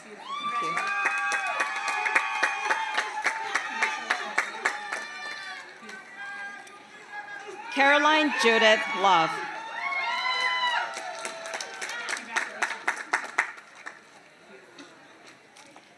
Coco Grace Goodman.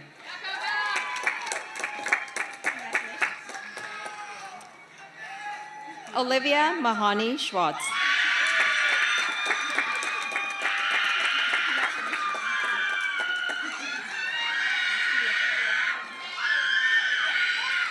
Rebecca Akhtar Strasnitsa.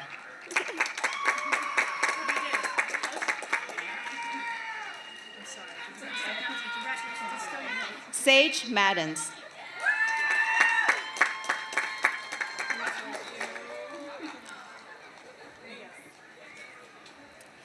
L. Pembarthy.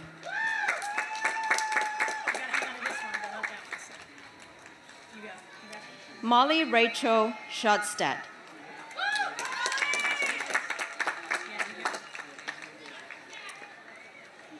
Alicia Zimmerman. Thank you. Tara Mohammed. Sydney Frances Pierce. Isabella Helene Perry. Taya Lee Wyatt. Ella Marie Mills. Noemi Josephine Castro Cabreras. Giselle Michelle Cazot.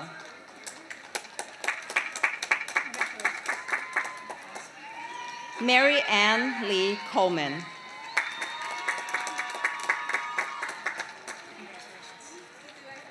Natalie Roquillo Garcia.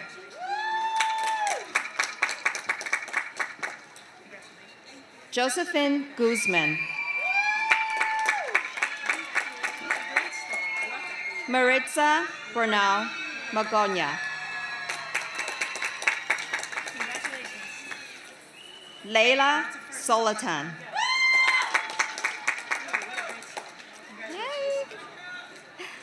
Mohei Man Kong. Juliana Rona Rian Chow. Quinn Peters.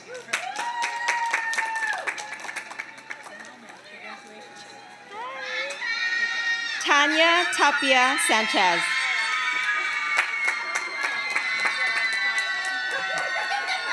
Spartaka Sakira Love.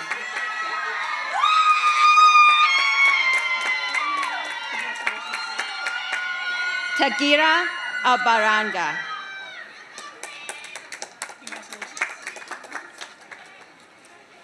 Estefany Villagomez Rosas.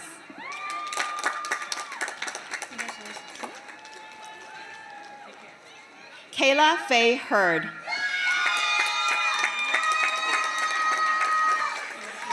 Kayla Hendricks.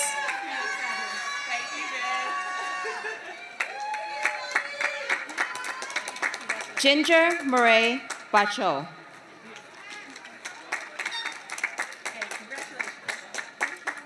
Erin Olivia Iams. Grace Hirschfeld. Katya L. Hodnett.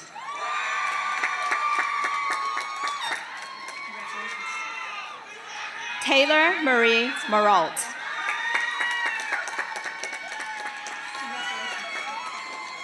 Taylor Marie Houston.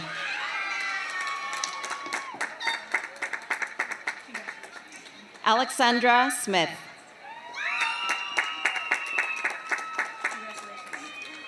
Christine Grace Iyer.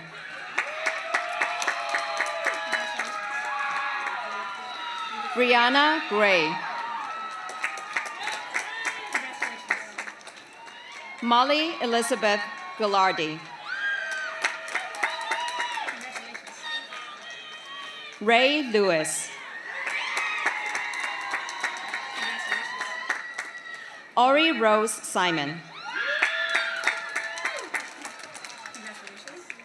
Soledad Lang.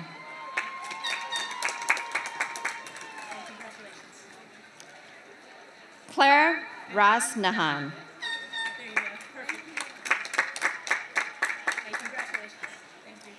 Adrian Sellers Wuha.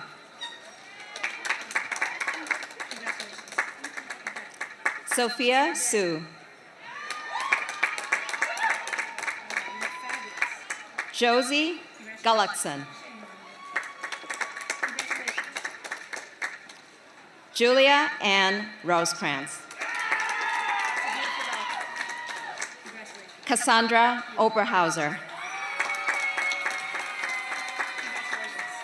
Reina Maldonado. Hey, sister.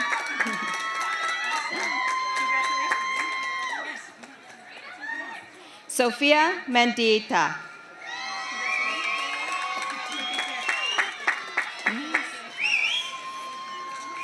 Marauya Montoya. Anissa Eva Rodriguez.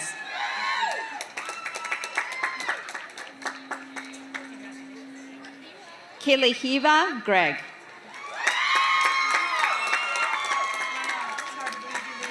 Angela Amaro.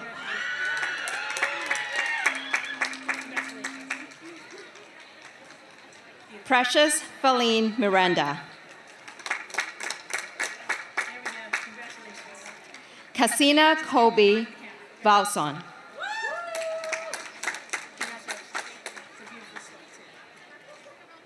Eve Scarborough.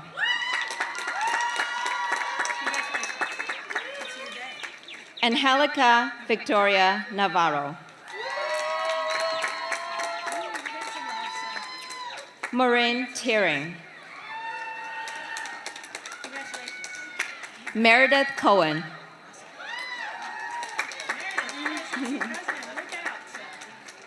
Sarah Suzanne Coleman.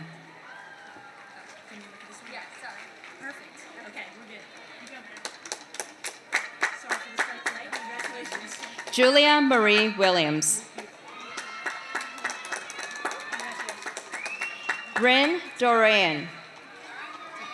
DeRowan. Ashley Taylor Davis.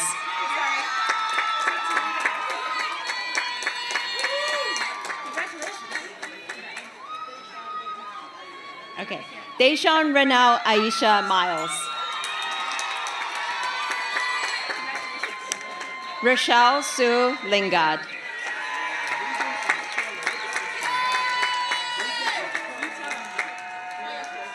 Yvette Marie Estrada.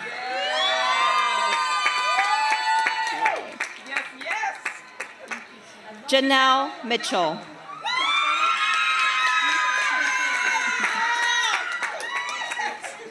Sorry, I was getting hella hypey. It's fine. Hello, Queen. Hello, Queen. Shantae Ebony Franco Clausen.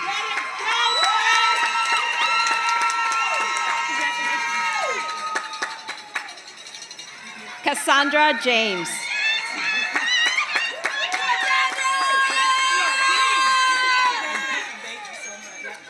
Adrian Williams.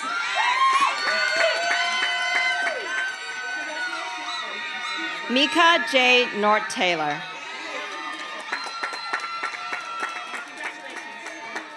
Natalie Rose Davis.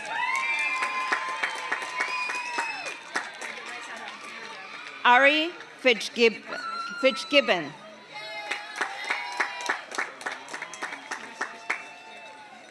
Hanela Mandela Jane.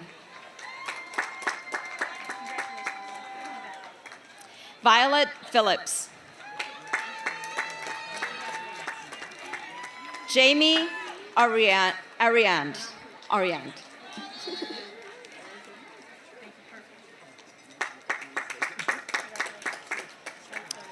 Sarah Catherine Morgan. Lila Goring.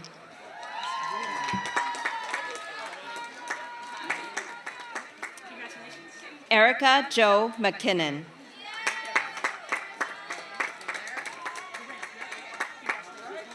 Amayali Sitali Hernandez. America Orozco. Delani Magolda.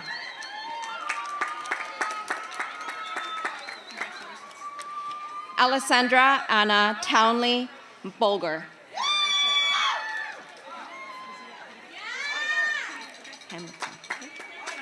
Camille Elizabeth Hamilton Schmidt.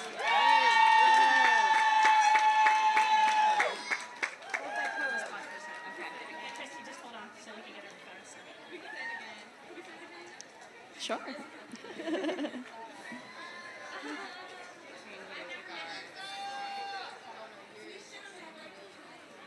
Okay, I'm gonna say her name again.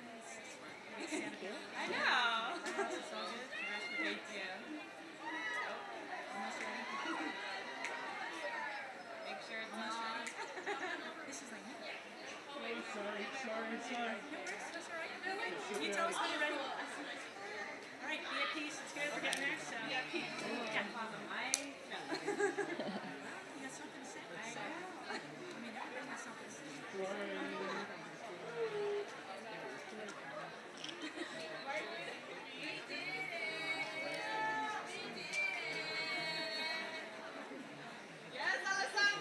All right, we're ready. Here we go. Yes, thank you. Camille Elizabeth Hamilton Schmidt. Rosina Gubriasus.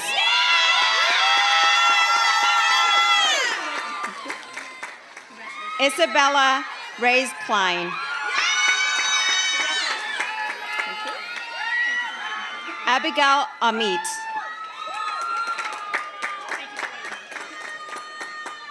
Ashley Judith Tasmer. Alexis Giovanni Coleman.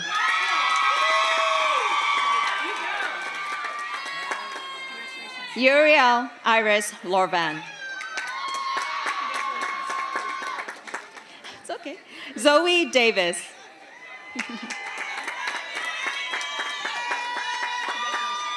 Leslie Alessas Macario.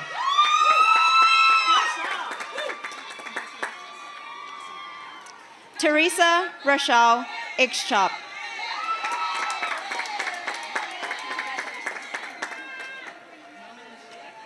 Julia Juarez Kostelnik.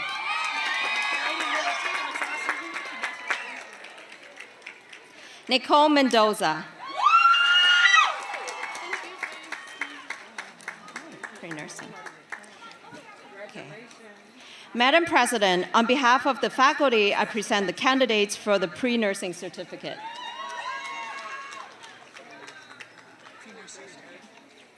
I am pleased to congratulate the pre-nursing certificate students on the fulfillment of its requirements. Please come forward. Blair Chu.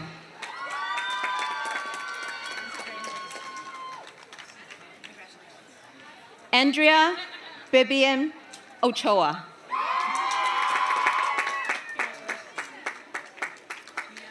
Kelsey Martinez.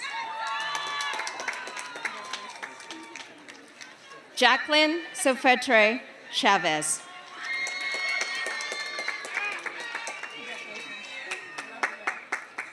Guadalupe Cisneros.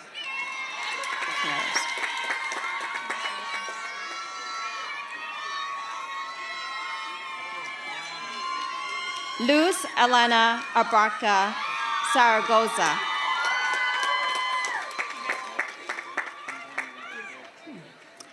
Isabella Manon Gonzalez.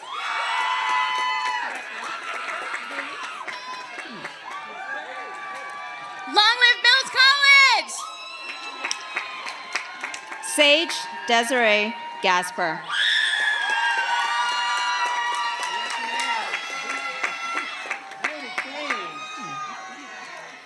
McKenna Moray Frobel. Isabella Donna Steele. Jennifer Flores Soto.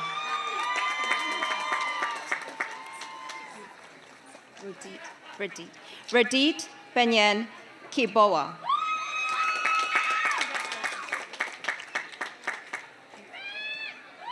Vivian Michelle Guerrero. Miranda Nishimura Peak.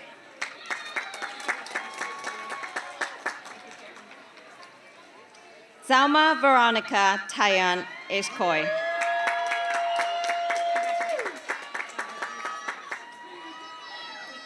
Brandolyn Adela Hernandez Ramos.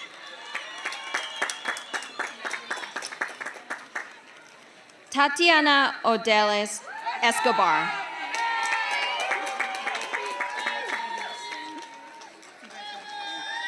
Karina Yemilet Zaget.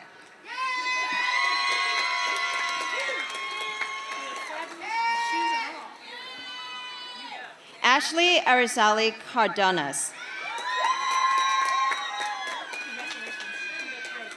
Jessica Areli.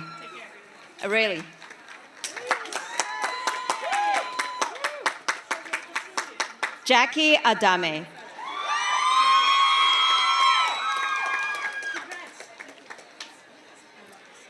Daniela Ledesma.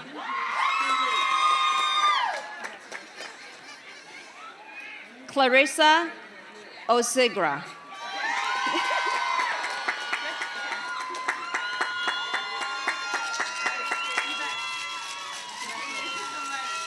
Okay. Aniela Yovita Ayer.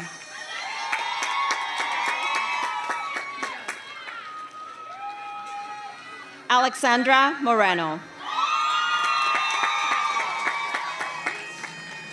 Yesenia Mendez Rosales.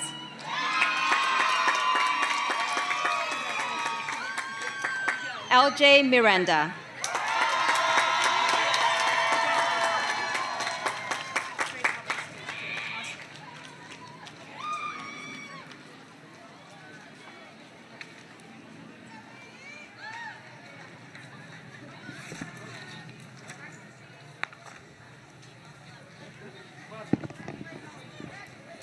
Before we close, I'd like to speak directly to the class of 2022, the people whose accomplishments brought us here today. It's long been a tradition on a campus that has been here in Oakland since 1871 for the president to issue a charge to the newest graduates of the college. But it's been a while since we did this. In fact, it's the first time we've been able to issue a charge in person at commencement in 3 very long years. It was May 18th, 2019, when we were last here on this meadow, on Ohlone land, with families and friends. Since that date, in May 2019, a global pandemic has weaved loss and isolation into our daily lives. Since that date, in May 2019, climate change has become an increasingly terrifying reality. Since that date, solving for racial justice has become a national and global imperative, embraced by many corporations and government officials, all compelled to act by the courage and sacrifice of those who refused to accept, in the summer of 2020, yet more unaddressed violence and harm. Since that date, in May 2019, the Supreme Court has signaled that women's rights to bodily integrity and autonomy may no longer be protected by the U.S. Constitution, a profound setback for advocates of equality and reproductive justice. And since that date, you, the class of 2022, have earned degrees from Mills College, winning the admiration and respect of our entire community. What now?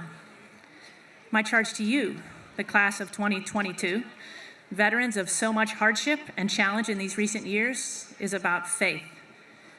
I ask humbly that you have faith in yourselves, in others, in our institutions, our nations, our planet. Mills College has always been about faith. Faith that women are worth educating. Faith that knowledge is worth pursuing.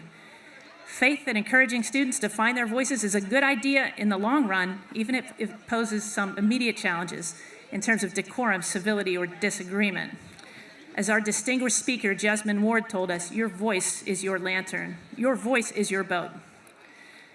Faith was essential to our founders, Cyrus and Susan Mills. Cyrus Mills graduated from Union Theological Seminary in New York City and became a Christian missionary. After he married Susan, and after she fulfilled her teaching obligations, they voyaged to what we now know as Sri Lanka. The Mills kept their faith despite suffering hardship. Susan Mills was the 5th of 8 children. Her mother died when she was but 11. Within 6 months of Susan's arrival in Sri Lanka, she became seriously ill with amoebic dysentery. Cyrus soon contracted the same disease, and their mission was cut short. Soon after, they were informed that the mission itself had been improper, a crushing blow to their sense of purpose. Cyrus soon resigned as a missionary, and Susan was despondent. She thought her weakness had undermined Cyrus's success. As you know, that was not the last chapter in the story of Cyrus and Susan Mills. They traveled to Hawaii and then California, and they founded the very institution at which we celebrate today. But hardship did not leave the Mills. When Cyrus died in 1884, it was just before he and Susan could build a cottage for their old age on a knoll where Cyrus and Susan are now buried.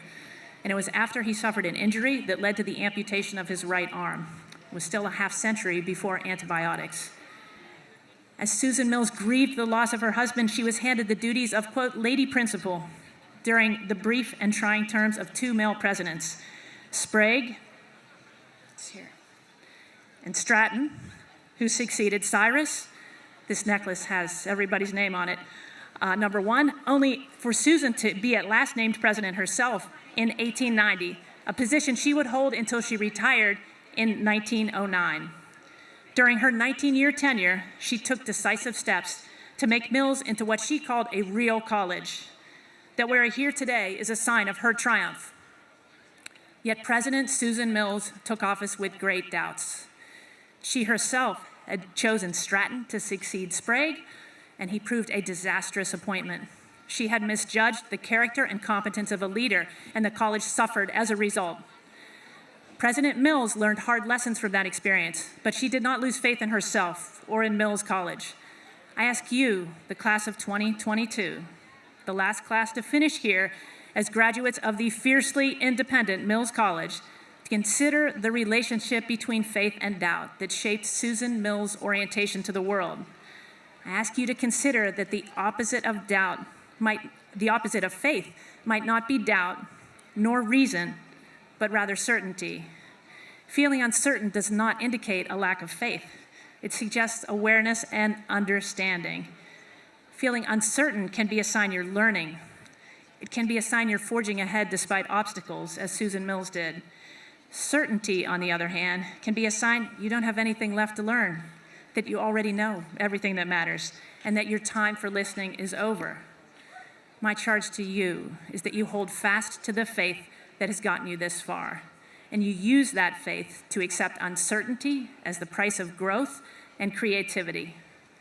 I ask that you extend that faith to other people, including those with whom you disagree, because they too can help. They too are essential. I ask you to use that faith to help you keep listening with openness and compassion. I ask you to draw on that faith to help you reimagine as possible tasks that seem impossible at the start. And I ask you to let that faith teach you that insight and opportunity may not come only from people you already know or places you already understand. Hold fast to the faith that got you here.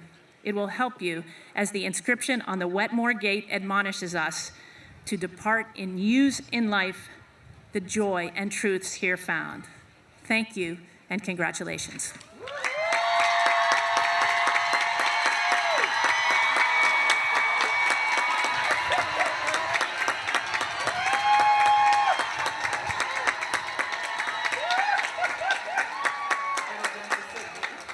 Okay,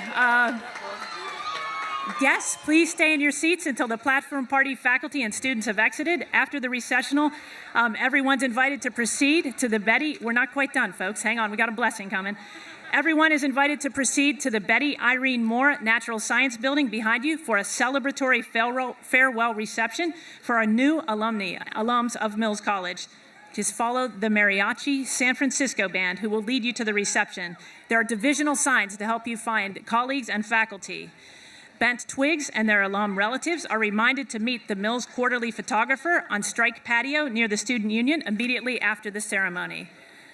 Now, please rise to receive the blessing and remain standing to sing the college hymn, Fires of Wisdom. You'll find the lyrics in the back of the program.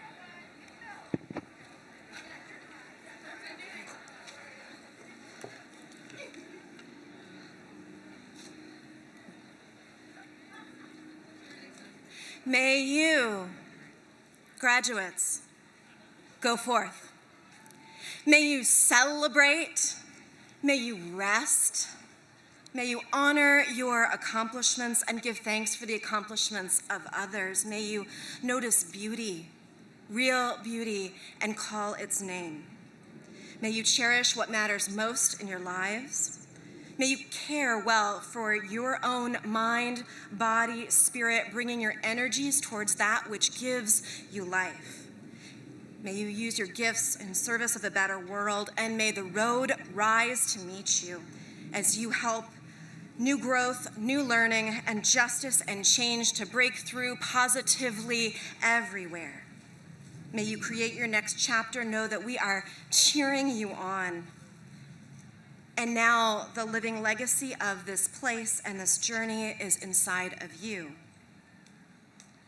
Let us all go lifted up for the journey of our living, knowing how deeply valued and needed each one of us are in meeting the challenges of today. Let's go forth with joy because it's time to celebrate.